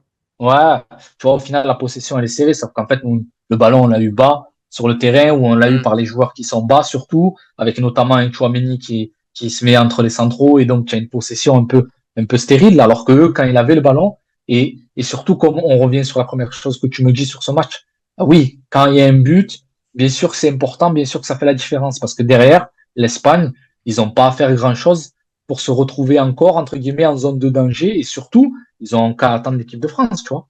Et ça, ils savent le faire, mieux que nous. T'as parlé tout à l'heure, t'as dit, on s'est enflammé. Est-ce que c'est pas le staff qui lui-même s'est enflammé sur ses joueurs et la capacité qu'ils auraient à sortir l'équipe de beaucoup de situations? Est-ce que le staff ne s'est pas dit, ah, on n'a pas besoin de travailler des circuits, on n'a pas besoin de travailler des milliards de trucs parce qu'au final, ils sont talentueux, ça va le faire. Bien sûr, j'extrapole, hein. Mais, je sais pas, parce que de toute façon, sous Parce que toi, Deschamps, tu me dis, tu m'as dit, il y a 2 jours, on en parlait, tu m'as dit qu'il y a beaucoup de victoires qui malheureusement ne poussent pas à la remise en question. Et du coup, est-ce que ce staff ne s'est pas assez remis en question pour justement affronter cette équipe d'Espagne? non, mais c'est sûr, mais quelque part, j'ai envie de te dire, sous Deschamps, on n'a jamais eu un jeu très élaboré non plus. Tu vois ce que je veux te dire? On n'a jamais eu un jeu où tu vois Non, du mais au-delà du jeu, gegenpressing en folie. c'est pas forcément le jeu que je parle, le côté léché. Moi, je m'en fous, ouais, t'es léché ou pas léché, tant que voilà. Mais c'est le côté, euh, trouver un plan tactique pour répondre à une adversité. Est-ce que le staff des Bleus s'est pas dit, en fait, on a un rapport de force qui va se faire et on va le gagner naturellement par nos individualités? Ou non, tu t'es Ouais, dit, est-ce qu'ils se sont dit ça mais pour toi? oui, je pense. Mais après, c'est un peu l'histoire un peu du mandat Deschamps, non? Je sais pas, non, je sais ce que tu en penses, toi. Mais moi, je pense aussi que c'est un peu l'histoire du mandat Deschamps, où c'est souvent, entre guillemets, quand tu es supérieur à une équipe que tu gagnes. Après, c'est un cadeau empoisonné, l'équipe de France, parce que tu as les meilleurs Ouais. joueurs du monde. Donc, entre guillemets, tu es meilleur que toutes les équipes, tu vois, intrinsèquement. Au Hmm. niveau individuel, tu es meilleur que toutes les équipes. Donc, tu auras constamment le matos pour être meilleur que l'adversaire. Après, forcément, la responsabilité du coach là est liée. Et c'est clair et net qu'en tout cas, ils ont rien fait pour répondre aux problématiques de l'adversaire, tu vois. Pour moi, il y a rien eu de fait pour répondre à la possession de l'Espagne, pour répondre au fait que ça défendait très bien, pour répondre au fait que si tu étais mené dans ce match, ben, tu allais être vraiment en mauvaise position. Tu vois ce que je veux te dire? Il n'y a pas eu ce côté où on se dit, bon, la France, tu vois, va les attendre, va les prendre en transition. On n'a même pas senti, tu vois, vraiment une réelle crainte. En fait, on Hmm. s'est fait marcher dessus dans le match. Et au final, on était perdus. C'est juste que les joueurs étaient perdus sur le terrain. Perdu sur le terrain. Et quand on voit cette action, justement, je vais te montrer, elle est en 3 temps. C'est l'action du deuxième but de Pedro Porro, le latéral droit de cette équipe d'Espagne. Premier temps, on voit là le joueur qui porte la balle dans son coin, dans son tiers du terrain. Donc c'est le premier temps de l'action. Ensuite, tu as le joueur qui part. Bon, je la remets. Il va partir axe avec ballon. Il lâche un peu la balle. Ensuite, l'Espagne fait la différence dans les positions. Pedro Porro se retrouve ici. Donc, on va dire 45 secondes, une minute après. Il s'ensuit donc une deux, boum, et se retrouve devant la cage. Entre-temps, l'équipe de France n'a pas touché le ballon. Je crois que l'Espagne a dû faire au moins une quinzaine de passes. Euh, et c'était un vrai, pour le coup, là, c'était un vrai jeu de position. Tout le monde en parle beaucoup du jeu de position du Paris Saint-Germain, où en fait, c'est limite un jeu de transition, parce qu'ils ont la balle pendant 10 ans, et vont t'inspirer Mmh. pour ensuite te contrer. Mais en fait, c'est pas un contre factuellement parce qu'ils ont le ballon, mais en soi, c'est un jeu dans la profondeur. Là, l'Espagne, c'est le vrai jeu de position. Donc, Ouais. comment, ça peut arriver de se faire avoir, ça peut arriver, mais comment un joueur comme, voilà, Pedro Porro, c'est un bon latéral, mais on est d'accord, on va dire que c'est pas un crack, arrive, bam, à dézonner une, deux, trois, sans que toi, tu n'arrives à toucher le ballon et t'es toujours en retard. J'ai l'impression que même au niveau du pressing, je te pose la question et je donne mon avis en même temps, on était entre deux et limite, les Bleus, ils ont renoncé. Ils ont dit, en fait, c'est trop dur, on est tellement pas Bien coordonnés sûr. Bien qu'on sûr. renonce. Bien sûr, bien sûr. Tu le voyais clairement au milieu de terrain, même dans la première image que tu mets. Tu vois qu'il y a un joueur qui poursuit le joueur. Tu vois, on sent qu'il y a un mélange entre individuel, tu vois, un côté marquage individuel Bien et un sûr. côté zone où il faut que ce soit maîtrisé en fait, parce que sinon c'est vraiment problématique. Parce que là, par exemple, quand Poro il commence à rentrer, techniquement, normalement, tu as à la limite un des milieux qui vient serrer dans l'axe, c'est sa zone, tu vois, et tu as Hmm. Gini, je sais pas si c'est Gini ou si c'est les gauche, je crois que c'est Gini qui est dessus à la base, mais qui doit repartir sur ton côté, tu vois. Et au final, en fait, tu te rends compte que en fait, c'est pas maîtrisé. Ce qu'on fait, c'est pas maîtrisé. Et côté espagnol, tu sentais que c'était de la maîtrise. Et pour moi, sur le but, il y a un simple 1-2, en fait, tu vois. C'est je donne et je me projette. Et c'est des Il choses est là, qu'on la voit base, très il est peu, nous, vraiment chez nous. là. Il le donne à, je crois que c'est Ah oui, Oyarzabal dans l'axe. Et donc, il se retrouve, je comme crois j'ai que dit, c'est ici. au Oyarzabal ou, non, c'est Olmo, c'est Olmo. Olmo, Il arrive à pardon, toucher Olmo, au Olmo. sol, ouais. Tu le vois au sol, là, Mais Olmo. ça Ouais. aussi, tu vois, après, attention, hein, il a le droit de réussir une remise Olmo, il a le droit. Mais pour moi, pareil, je crois que c'est Upamecano au duel. Upamecano doit sortir fort dessus, tu vois. Mm. Doit sortir fort dessus. Après, il peut pas se dire aussi que s'il réussit juste tu vois, une déviation, derrière, ça fait but. Parce que derrière, tu as Maxence Lacroix et Digne, entre guillemets, il y en a un des deux au moins qui doit suivre la projection adverse. Tu peux pas le laisser avancer comme ça, tout seul. Et tu vois, c'est ce qu'on, tu parlais du PSG. Mais là, en tout cas, ils ont arrivé à se retrouver. Ils ont fait ce qu'il fallait pour se retrouver en zone de déséquilibre, tu vois, plus haut. Et derrière, ils font ce qu'il faut pour apporter du danger. Et nous, en équipe de France, le problème, c'est quoi? C'est que quand tu arrives un peu dans cette zone, derrière, c'est soit tu fais du 1 contre 1 ou du 1 contre 2, soit en fait, il n'y a rien du tout qui se passe. Tu vois ce que je veux te dire? C'est ça le problème. C'est que, comme il dit Dugas, ouais, il y a de la liberté laissée aux offensifs, mais ça veut dire quoi en fait? Tu vois? Ça veut dire en fait, vous êtes les meilleurs, ben, je vous laisse le ballon, faites une différence, Désiré Doué, sors-nous un petit truc là, penalty. En fait, tu vois, c'est quand tu mets Barcola, qu'après tu mets Doué, tu sais même pas en fait ce qu'il fait dans ce sens-là, et quelque part, on dirait qu'il est fait rentrer en mode vas-y, si tu veux gagner ta place, essaye de m'avoir un penalty ou de faire un but, tu vois. C'est Mm. en gros, je comprends, c'est la concurrence, mais quelque part, je vois pas d'idée derrière tout ça et c'est un peu faites votre sauce que vous savez faire individuellement et ce que vous maîtrisez, mais il n'y a pas d'idée, il n'y a pas d'identité de jeu, de dire nous on veut les attaquer comme ça, on veut jouer comme ça, tu vois ce que je veux te dire? C'est ça le plus dérangeant pour moi. Est-ce que c'est pas, c'est le plus dérangeant pour toi, dans l'échelle des responsabilités de cette défaite, Hmm. joueur, entraîneur, qui prend le plus grand pourcentage dans la responsabilité de cette défaite face à l'Espagne? Entraîneur, en premier, entraîneur parce que de toute façon, si tu c'est entre guillemets toujours lui qui doit prendre la responsabilité de la défaite. Après, bien sûr, il y a des matchs où ça va être peut-être équilibré et où tu vas avoir un joueur qui te fait un attentat suicide dans le match ou qui met une volée dans sa cage. Je vais te dire, OK. Après, c'est vrai que Lucas Digne, il fait une erreur sur le penalty, d'accord. Mais si au moins il y avait eu des ingrédients dans le match où on est dangereux, tu vois, où au moins on arrive à avoir de vraies occasions, je t'aurais dit, d'accord, on a réussi à être dangereux. Pour moi, c'est pas Didier Deschamps parce qu'au final, il a réussi à mettre en place une vraie opposition de skill et on a été dangereux. Mais là, le problème, c'est qu'on n'a pas été dangereux, qu'on a subi quelques occasions. Ça aurait pu aussi finir à 3-0 derrière, tu vois. Et en fait, c'est ça surtout le problème. Bon, pour moi, il est là surtout le problème. Ouais, donc pas assez dangereux. Est-ce que le mondial est réussi pour toi? Non, non, Demi-finale, c'est pas assez? C'était l'objectif de la fédération, mais c'est pas assez pour toi. non, c'est pas assez, c'est pas assez. Tu as le matos pour. Et puis surtout, vu le début de compète, tu as le matos pour faire plus, en fait. Donc pour moi, c'est un échec. Alors, c'est pas une honte, c'est pas une humiliation, c'est pas, tu vois. Même si, attention, sur le match, c'est vrai que, et puis surtout que c'est encore l'Espagne, ça fait du mal quand même à chaque fois Ouais. quand tu te prends une gifle contre l'Espagne, ça fait à chaque fois du mal. Que ce soit en tout sport, on a toujours eu du mal contre l'Espagne. Mais la vérité, c'est que je pense qu'il y avait ce qu'il fallait pour aller en finale, surtout quand je vois les deux finalistes, Espagne et Argentine. Je pense qu'en termes de matos, on n'est pas moins bien qu'eux, non? Je sais pas ce que tu en penses, mais je trouve qu'on n'est pas moins bien que les deux. Non, non, non, t'as le matos pour et après pour moi la sortie elle en dit beaucoup et c'est vrai que c'est un peu le truc de ce mondial à 48, c'est que ben là t'as l'impression d'être sorti en poule après les poules limite. Tellement t'as affronté bon le Maroc c'est quand même une équipe avec une renommée mais avant le Maroc c'est le désert et du coup t'as l'impression d'avoir eu un seul match on va dire excitant et un match face à Ouais, l'Espagne c'est vrai. raté et au final t'as l'impression que ton tournoi il a commencé oui mais tu vois tu t'as pas eu ce frisson qui t'a parcouru pendant de nombreuses affiches. Et je vais te poser la question, tu l'as dit, on s'est trop enflammé, mais on s'enflammait quoi? On s'enflammait sur le niveau sur le niveau intrinsèque des joueurs, sur ce qu'on a vu, parce que j'entends beaucoup aussi dire ça, les éditorialistes sur les plateaux, dire en fait, même Daniel Riolo, ouais, qui disait, on s'est trop enflammé sur ce qu'on a vu. En fait, on a joué personne. Enfin, ok, moi je suis d'accord pour dire que c'était nullissime contre l'Espagne. Je suis d'accord pour dire que collectivement, c'était pas si rodé que ça, parce que je l'ai toujours dit. Mais par contre, dire on a joué personne, c'est nul et tout, j'ai l'impression qu'on va dans l'extrême inverse. Est-ce que oui, c'est logique qu'on aille dans l'extrême inverse parce que du coup, il y avait vraiment personne devant, ou quand même, il faut relativiser juste sur ce propos-là, de on a joué contre des gains.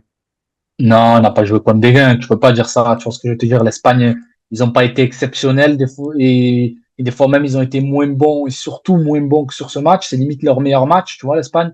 Et Hmm. pourtant, ils ont joué des équipes plus faibles qu'on a joué. Donc, honnêtement, tu vois, ils ont sorti une Belgique que moi, j'imaginais même pas encore et qui doivent même pas encore exister à ce stade du tournoi si le Sénégal fait ce qu'il faut. Donc, la vérité, c'est que c'est c'est compliqué. C'est compliqué à dire, mais dire que c'est des petites équipes, non. Mais je pense surtout que tu auras ta demi-finale, en fait, c'est tout. Il n'y a pas à chercher, on s'est enflammé parce qu'au final, tu es chaud patate devant, tu vois, c'est pour ça qu'on s'est enflammé. Après, oui, le jeu, il n'était pas flamboyant. Mais le problème, c'est qu'en phase de poule, tu avais un Olysée de Gala, tu avais les autres joueurs qui se mettaient un peu au diapason. Tu as Mbappé qui fait jouer Mbappé parce qu'il a fait tout le tournoi. Mais derrière, tu avais Dembélé qui reprenait un peu son rôle du PSG, qui était là pour finir, tu vois. Et à Et gauche, le tu seul avais truc, les... shérif, pour revenir à cette histoire de Flamel, qu'on remet même en question euh, le niveau de la formation française. On en a parlé toi et moi cette semaine. Il y a deux choses. Hmm. L'Espagne et la France ne font pas pareil. L'Espagne, ils forment autour d'un Non. collectif et la France Hmm. forme autour de l'individualité. Pour autant, la France sort énormément de joueurs. Donc, au-delà de cette vision, de cette différence de vision entre l'Espagne et la France, j'entends certains même dire que la France forme mal. Tu es d'accord avec ça? Non, la France ne forme pas mal. La France forme très bien, c'est un des meilleurs formateurs, un pays des meilleurs formateurs au monde. Le truc, c'est qu'entre guillemets, par contre, on forme pas assez de coachs et on n'est pas assez des fois, on n'est pas assez dans le projet de jeu, tu vois, on est trop un peu des fois dans la gagne et dans le fait de développer un joueur, tu vois, de le faire remplir le plus de qualité possible. Et le problème, c'est que c'est jamais un peu tu vois, c'est jamais dans le sens du jeu, en fait, tu vois. C'est jamais dans le côté idée Ouais, de jeu, collectif, ouais. tu vois, c'est jamais dans le côté collectif, toujours un peu dans le côté individuel. On va essayer de développer un joueur, mais ça sera pour le vendre, ça sera pour qu'il signe en centre, derrière, ça sera pour le vendre en pro. Ça sera toujours un peu dans ce but-là, et c'est toujours aussi, je comprends qu'il y a la gagne, il y a toujours la gagne qui vient un peu au milieu, c'est important de gagner, mais on sent qu'en Espagne, c'est un peu plus tourné vers le jeu. Après, peut-être aussi que ils ont moins de profil, entre guillemets, physique et tout par rapport à chez nous. Donc peut-être qu'ils sont contraints aussi des fois de s'orienter vers le côté collectif plutôt qu'individuel. Mais en tout cas, même en tant que coach, force est de constater qu'en Espagne, ça forme beaucoup mieux que chez nous dans le sens collectif. En tout cas, ça c'est sûr et certain. Mais et même dans la formation des éducateurs, dans la formation des coachs, dans tout ce qui est universitaire, ça n'a rien à voir en fait entre les deux. Ouais, c'est plus haut, c'est plus loin que, enfin, c'est pas que les joueurs, c'est aussi les entraîneurs. Justement, on en a parlé tout à l'heure brièvement, de l'entraîneur Didier Deschamps, 14 ans, une Coupe du Monde, une Ligue des Nations. C'est quoi le bilan? Est-ce qu'on peut dire que c'est un bon passage? C'est un passage plutôt neutre. Qu'est-ce qu'on peut dire des 14 ans de Didier Deschamps? Ben, à la fin des 14 ans, qu'est-ce qu'on dit? Parce que des 14 ans, on peut en parler pendant longtemps. Mais qu'est-ce qu'on dit à la Bah, fin c'est un très bon passage. C'est un très bon passage. Ça reste quand même. Il gagne une Coupe du Monde, il fait finale Coupe du Monde, c'est quand même fort. Et puis surtout, il remet sur les rails quand même l'équipe de France. Tu vois, on a toujours été très bons formateurs au pays, mais en tout cas, il remet l'équipe de France entre guillemets à chaque fois dans le dernier carré quasiment. Donc ça, on peut pas lui enlever. Deschamps, c'est la gagne, comme on dit souvent, comme toi, tu n'aimes pas l'entendre. Moi, Surtout quand on dit derrière. moi, je, Non, mais moi, non, non, moi, mais tu as raison, a raison. Ce que tu aimes pas, c'est qu'on dise que Deschamps, c'est la gagne, mais que quand il perd, tu vois, justement, on dit pas que c'est nul parce que lui, il dit qu'il y a, limite, il est jugé sur la gagne, tu vois. Non, en Donc, fait, moi, ce qui me dérange, c'est qu'on dit Deschamps, c'est la gagne, que lui veut s'identifie par rapport à lui il dit moi je gagne au détriment de tout, c'est-à-dire que moi je gagne, si vous ennuyez devant mon équipe, changez de chaîne. Il a déjà dit une fois, les journalistes, il a dit si t'es pas content, ouais, change de chaîne, moi je suis là pour gagner. Mais au final, ben en plus c'est bien de s'enfermer dans ce registre-là, parce qu'au final il y en a qu'un qui gagne. Donc toi t'as gagné, c'est bien une fois en 14 ans, les deux fois avec la Ligue des Nations, mais au final, tu fais quand même 14 ans et t'as les deux mecs qui vont se jouer ce dimanche, qui ont le banc depuis moitié moins de temps, qui vont gagner plus que toi. Donc au final, ouais, ouais, c'est il y vrai. a ça et il y a aussi le côté la gagne. Et quand il ne gagne pas, on va sortir. Ah ouais, mais il a fait trois demi-finales. Il a fait aussi un quart de finale en 2014. Eh ben oui, Jean-Marc Furlan, il a fait une 32e de finale de Coupe de France aussi. Et si on part sur ça, on sort tous les palmarès de l'entraîneur et on s'en sort pas. Moi, j'ai Non, mais quand l'impression même, que, il est, quand même, sur les 14 dernières années, quand même, il remet l'équipe de France sur les rails. Tu vois, ça, c'est pour ça que je te dis, c'est un très, très bon bilan dans ce sens-là. Dans le sens où l'équipe de France, avant des chances très compliquées, le passage Domenech, même s'il fait finale en 2006, c'était pas le même football à l'époque et surtout, il n'avait pas le même effectif, entre guillemets, que, que, que Laurent Blanc. Laurent Blanc, c'est pas un passage honteux, même s'il y a un passage compliqué avec certains égos de l'équipe et avec l'affaire des quotas. Mais derrière, tu as Deschamps quand même, tu vois, qui vient ramener un peu de culture de la gagne. Et derrière, il te remet quand même un peu sur les rails, tu vois. Il n'y a pas de scandale, tu vois. Les meilleurs jouent. Il y a certains qui pleuraient pour que Tolisso soit dans l'effectif, mais quand tu vois aujourd'hui l'équipe de France, ben en fait, tu vois, Tolisso en vrai, il n'a pas sa place, tu vois. Tu vois, il ramène quand même de la rigueur, il ramène quand même une certaine culture un peu, on va dire à l'italienne, mais de l'époque, mais donc qui est quand même assez élitiste et à eux de s'en servir au niveau de la DTN et de la FFF, tu vois, pour derrière, entre guillemets, enchaîner un autre cycle. on va arriver sur cette finale, Espagne, Argentine. Ça te hype pas spécialement. Tu t'es touché par cette finale parce que on a vu beaucoup de supporters, j'imagine barcelonais qui sont en feu avec il y a Lamine Yamal face à Messi. Moi, ça me Ouais, touche moins. Je vais pas te mentir, c'est une finale qui me touche par rapport au côté football et j'ai hâte de voir.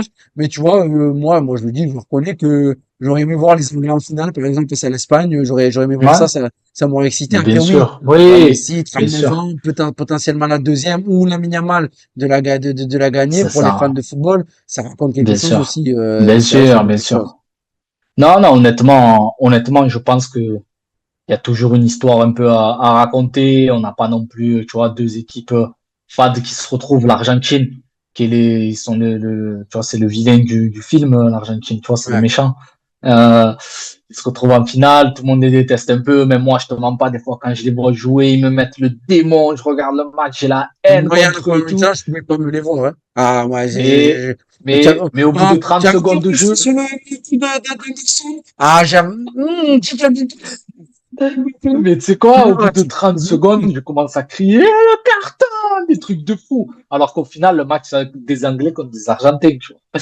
Et, euh, et au final, même si moi j'ai été pro-Real, tu vois, et que j'ai pendant un moment de ma vie détesté Messi, au final, tu peux que t'asseoir, applaudir et en fait, bon, ça, je te dis ça, mais ça fait 20 ans qu'on s'assoit et qu'on applaudit, tu vois.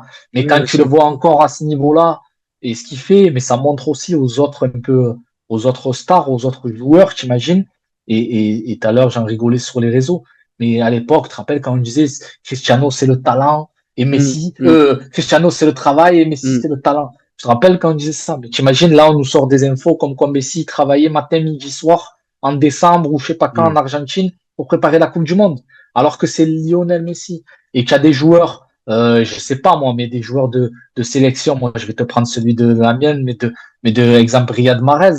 Tu as des joueurs où tu sens qu'ils sont en vacances, ça fait 2 ans, et qu'ils n'ont pas fait de préparation spécifique pour la Coupe du Monde, par exemple, tu vois. Mm, mm, Alors que mm, l'autre, on parle du meilleur joueur de l'histoire, tu vois, de mm. tous les temps. Et en fait, le mec, il vient quand même travailler plus que les autres. Parce que c'est la clé, et parce qu'en fait, il montre la voie à tout le monde. Et après, tu as tous les autres Argentins qui veulent le suivre. Donc forcément, c'est beau à voir, c'est beau à suivre, tu vois. Malgré le fait que que j'aurais aimé qu'ils sortent parce qu'ils me dégoûtent quand je les vois jouer.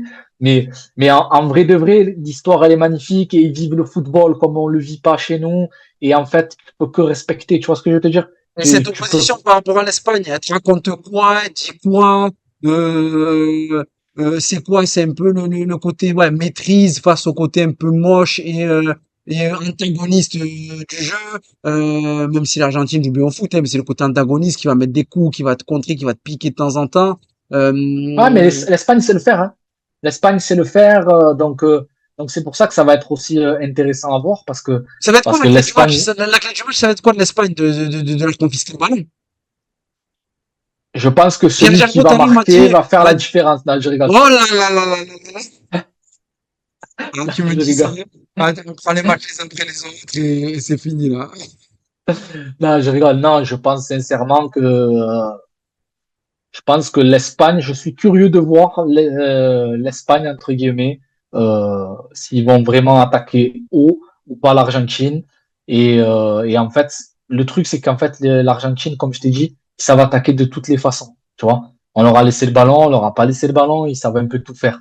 Donc je suis curieux quand même de voir si l'Espagne garde le ballon tout le match. Tu vois, si l'Espagne arrive entre guillemets à proposer un peu ce qu'a fait l'Angleterre sur la première mi-temps, mais de façon plus longue sur le match, et ils sont capables de le faire, tu vois. Mhm. Je suis curieux de voir si l'Argentine doit attaquer, par exemple, sans le ballon ou avec moins le ballon, tu vois, ou sur le terrain.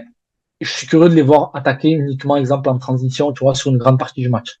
Tu vois, je serais curieux de voir, entre guillemets, vraiment quelle opposition de style ça va être, parce que en vrai de vrai, on essaye de se projeter, mais on peut dire des fois qu'on sait jamais comment ça va être, surtout avec cette équipe d'Argentine, parce qu'ils savent tout faire et en même temps, l'Espagne, ils sont capables aussi de, tu vois, d'avoir le ballon, mais de pas forcément vouloir le garder, tu vois, de pas avoir une possession entre guillemets verticale. Ils sont capables de vouloir juste avoir le ballon et d'en faire une possession défensive et derrière de vouloir piquer sur des attaques avec la Yamal ou sur des attaques placées de temps en temps, tu vois. Mais c'est pour ça que je suis curieux parce que le match peut ressembler à plein de choses et c'est dur de se projeter en fait. Mais tout ça, on dit que c'est dur de se projeter, alors qu'on, tout le monde dit et loue la maîtrise de l'Espagne, et on dit tous que l'Argentine, ça passe à chaque fois d'un trou de souris, ça passe à chaque fois pourquoi on dit que c'est dur à se Justement. projeter? Mais C'est pas parce que l'Espagne qui est favori? justement, pour moi, l'Espagne est favori parce qu'il y a une plus grosse maîtrise entre guillemets dans le jeu. Mais il y a plus de talent en face. Tu vois, il y a plus de génie en face. Tu as Lionel Messi, tu as des mecs qui Ah, sont en Alvarez, mission. oui. Ouais, tu as des talents en face, mais tu as des mecs qui sont en mission, ils sont prêts à mourir sur le terrain, tu vois, même si attention, les Espagnols, ils sont pas non plus, tu vois, ils sont vraiment motivés, déterminés, on l'a vu contre nous. Mais honnêtement, en fait, c'est cette équipe argentine, elle est un peu irrationnelle. Je vais me répéter un peu, mais en fait, tu sens qu'à tout moment, ils peuvent faire la différence. Et quand on les enterre, ils sont jamais meilleurs quand on les enterre, en fait, tu vois. Donc, je vais te dire oui, l'Espagne a montré plus de choses, plus de maîtrise avec ballon, mais d'un côté, l'Argentine, ils savent mettre du danger. Tu vois ce que je veux dire quand il faut? C'est-à-dire qu'ils sont capables de perdre 2-0 et s'ils leur laissent le ballon, ils sont capables d'en mettre deux dans les 5 dernières minutes, comme ils ont fait contre l'Égypte, tu vois, contre l'Angleterre. Donc, c'est pour ça que pour moi, c'est trop dur de se projeter, mais je serais curieux de voir si l'Espagne arrive, entre guillemets, à tenir un peu cette équipe loin de ces 30 derniers mètres, tu vois. Je serais Hmm. curieux de voir comment l'Argentine peut mettre le danger, tu vois, entre guillemets, sur la cage espagnole. On verra s'ils arrivent à se projeter cette équipe argentine. Chérif, je te remercie Merci à toi, nous. pour ce moment. On se fera ça de toute façon. On verra si avant la finale on se refait un live carrément en direct. Au moins vous pouvez commenter et poser des questions avant la finale. Donc la petite finale, tu vas la regarder France-Angleterre? Ouais, oui, oui, obligé. Ouais, non mais c'est des matchs vraiment. Il va mettre quoi? Il va mettre vraiment l'équipe B et voilà quoi. Il va mettre les joueurs dont on sait même pas qui sont sur le banc et qu'on Ouais. se rappelle même plus qui sont là. Mateta va jouer, je pense. Mais et on va voir parce que Thuram. certains disent que Mbappé il veut peut-être encore conserver Ouais, je un pense qu'il va record jouer de Mbappé, buts. moi. Donc Il va jouer ouais, Mbappé, moi, je je pense. pense. Ouais, je pense qu'il joue titulaire, capitaine, et il va vouloir mettre au moins Toi 10 à sa buts. place tu jouerais toi à sa place tu demandes à jouer. Mbappé, il a joué tous les matchs de championnat, sachant qu'il savait qu'il était pas champion pour finir meilleur buteur de Liga. Je pense qu'il va être dans la même optique pour la Coupe du Monde. Je pense qu'il va vouloir finir meilleur buteur. Enfin, connais l'animal, on va dire. Après, Ouais, moi, de moi-même, ah, ça dépend, mais bon, c'est le dernier match de la saison. Après, c'est les vacances, donc, pour lui. Donc, d'un côté, ouais. mais bon, je pense, je vois Puis c'est bien. beau, après c'est beau, si tu peux finir aussi meilleur buteur du monde, c'est magnifique. En tout cas, en tout cas, lui, il le prend, je te le dis. Ah, lui, il prend tout, Eh lui. ouais. Il prend tout. Il prend tout. Non, on n'a pas fait Mbappé en plus. On peut le faire rapidement. On va quitter vraiment. Alors, on se dit 2 minutes, on fait Mbappé. Il y a beaucoup eu de critiques sur la finale, sur le côté individuel des joueurs, et enfin, le côté individuel, Mhm. et sur Kylian Mbappé en mode, voilà, il était vraiment en dessous, pas en dessous. Est-ce qu'elles sont trop dures, les critiques envers Mbappé, ou est-ce qu'on les comprend? Est-ce que c'est lui qui devait faire la différence parce que c'est le leader de cette équipe, tout simplement? Et après, on arrête. Alors oui et non, oui, bien sûr, on attend de lui qu'il fasse la C'est la différence. petite réponse, hein. Et non, mais parce que je suis obligé de Ouais, dire que oui, normalement le danger vient de lui, et c'est lui qui, tu vois, le plus dangereux. Mais la vérité, c'est que c'est lui le plus dangereux dans le match, sur le peu de ballons qu'il touche, ouais. tu vois. Et le problème, c'est qu'il touche pas assez de ballons, on le touche pas assez. Et, et ça, on en revient au problème collectif du fait que tu ramènes pas le ballon là où il faut et que tu ramènes pas sur tes joueurs qui mettent le déséquilibre et que, en fait, tu n'as pas fait ce qu'il faut pour le mettre dans les bonnes conditions. Et quelque part, c'est le rôle d'un coach, non, de mettre ses joueurs dans les bonnes conditions. Regarde Donc cette action, là, on n'en a voilà. pas parlé, j'ai Ah, zappé. fort, fort, fort. Celle-là, j'ai zappé à la 10 minutes de la fin. Celle de Doué, où, Là, je bon, fais semelle, là, je fais semelle et j'envoie Boba, une tendue, tu as vu, en l'air. Mais elle finit à côté, c'est pas grave, tu vois. il Tu doit vois ce faire que je veux quoi? te dire? Il doit la prendre en dessous, louper. Non, tu as dit Ouais, il tendu. doit la prendre frappe tendue un peu, tu vois. Droite, il la prend un peu tendue avec un effet, on Ouais, s'en sous fout, il la la barre, lève là. un peu, tu Sous vois. la barre, là. Ouais, voilà. Il a mis une tendue un peu sans forcément mettre trop de force. Histoire juste de lober un peu Cucurella. Non, même pas Cucurella, c'est pas au Cubarsí, je crois. Ouais, c'est Koubarsi Et, qui revient, j'ai l'impression. Et en fait, tu dois le tenter. Après, tu le réussis pas, tu le réussis pas. Mais au final, la vérité, ce qu'il a fait, c'est une honte parce qu'au final, je crois, il rate son contrôle. Il avance un peu, il accélère. Au final, il frappe dans les baluches du coach, du gardien. Donc, la vérité, j'ai pas compris ce qu'il a voulu faire, tu vois. C'est vrai qu'il a fait une action, mais tu vois, comme quoi la confiance, ça change tout, parce qu'au PSG, il lobe direct. Je pense qu'au PSG, ouais, il Au lobe PSG, direct. face à Nantes, à domicile, en championnat, il lobe Voilà. Après, direct. voilà. Si c'est un championnat, si c'est machin, bah après, Après, je ça fait pense qu'il partie. attend Non, mais direct, c'est intéressant parce que ça fait partie d'une carrière aussi. Au PSG, s'est bien imposé. sûr. Il a fait une finale de Ligue des Champions extraordinaire face à l'Inter Milan. Cette Mhm. saison, voilà, il a été plutôt bon. Il a fait ses matchs, même si on va dire que il a pas eu peut-être, il a peut-être, voilà, c'était ça se jouer avec la saison dernière. Mais au final, Désiré Doué, ben c'est l'histoire du foot. Ben, il y a la sélection qui est au-dessus de tout ça. Et là, ben, il faut être Mhm. bon dans des matchs couperés, tous les coups de feu. Et là, il est passé à côté. Ça peut arriver.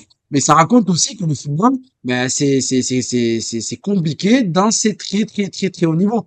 Bien Parce qu'au sûr, final, exactement. C'est on dit beaucoup que le plus bon niveau à voir, c'est en Ligue des Champions, parce que les équipes, elles sont rodées, elles s'entraînent toute l'année, elles sont là sur le devant de la scène, elles sont dans une arène où même le public, il est bon en Ligue des Champions. Les gens, ils sont éclairés, ils mangent des sandwichs qui sont bien faits, tout est bon en Ligue des Champions. Et en Coupe du Monde, quoi, le mec, il a pas ah, mangé c'est un encore jeudi. au-dessus. Et C'est mais en encore Coupe du au-dessus. Monde, ce qui est dessus, c'est que, en fait, on a pris moins compris du football, parce que la vérité, le niveau de cette Coupe du Monde, ben, moi, si c'est mon avis, je les trouve pas ouf, mais ça reste néanmoins très difficile parce que voilà, il y a tout le décorum, le fait tous les 4 ans, de la pression, blablabla, tu vois, avec des mecs que tu joues pas toute la saison. Hmm. Donc, oui, en fait, ils se heurtent à ça, cette vérité-là, en fait. Mais bien sûr, après, c'est normal. C'est le très, très, très, très haut niveau. Un match comme ça, tu en joues tous les 4 ans et encore. Dans 4 ans, entre guillemets, il faut être à ce niveau-là pour pouvoir rejouer, tu vois. C'est la Et on folie. sait que la plupart, ils n'auront pas le niveau. Pourtant, il y en a qui ont 20 ans et qui seront pas là dans 4 ans. Malheureusement, c'est ça, et c'est ce qui fait aussi que la pression elle est venue, le fait qu'aussi il n'a pas une place de titulaire, que là il est remplaçant, qu'il rentre dans ce match. Peut-être que si l'action est à la 30e et qu'il est titulaire sur ce match, peut-être qu'il attend, tu vois. Mm. Donc malheureusement, c'est mal joué, pas sa faute à lui, même il doit le frapper. Mais on aurait aimé quand même avoir 10 minutes un peu de feu, tu vois, sur la fin de match. Mais malheureusement, on n'aura pas existé sur 95 minutes. Bon, chef, je te remercie. Merci à toi. Et merci à toi pour les magnifiques rideaux. Allez, rideaux. Tu me C'est fais pour ça. aller. Il y a la lune là, de ce côté là-bas. Ah ouais, c'est tout le Pesquet qu'ils installent chez toi, Là, tu vas mettre au fond, Parce que là, tu vas mettre au je suis fan d'Amel Bent. fond. Je suis fan d'Amel Bent. La référence. Viser la lune. Ça me fait pas peur. Ouais, exceptionnel. Exceptionnel. On ouvrirait sur ça, Coupe avant que ça la part en vrille. prochaine. Coupe. Merci en tout cas à celles et ceux qui nous ont suivis. Merci à toi, Chérif. On se retrouve très, très rapidement dans la popote foot de l'Insta. Et on se retrouve également dans Avec l'Insta United plaisir. Foot, lundi prochain. On va faire un gros bilan. Ça va être une grosse émission, lundi prochain, avec United Radio. Allez, ciao les gars!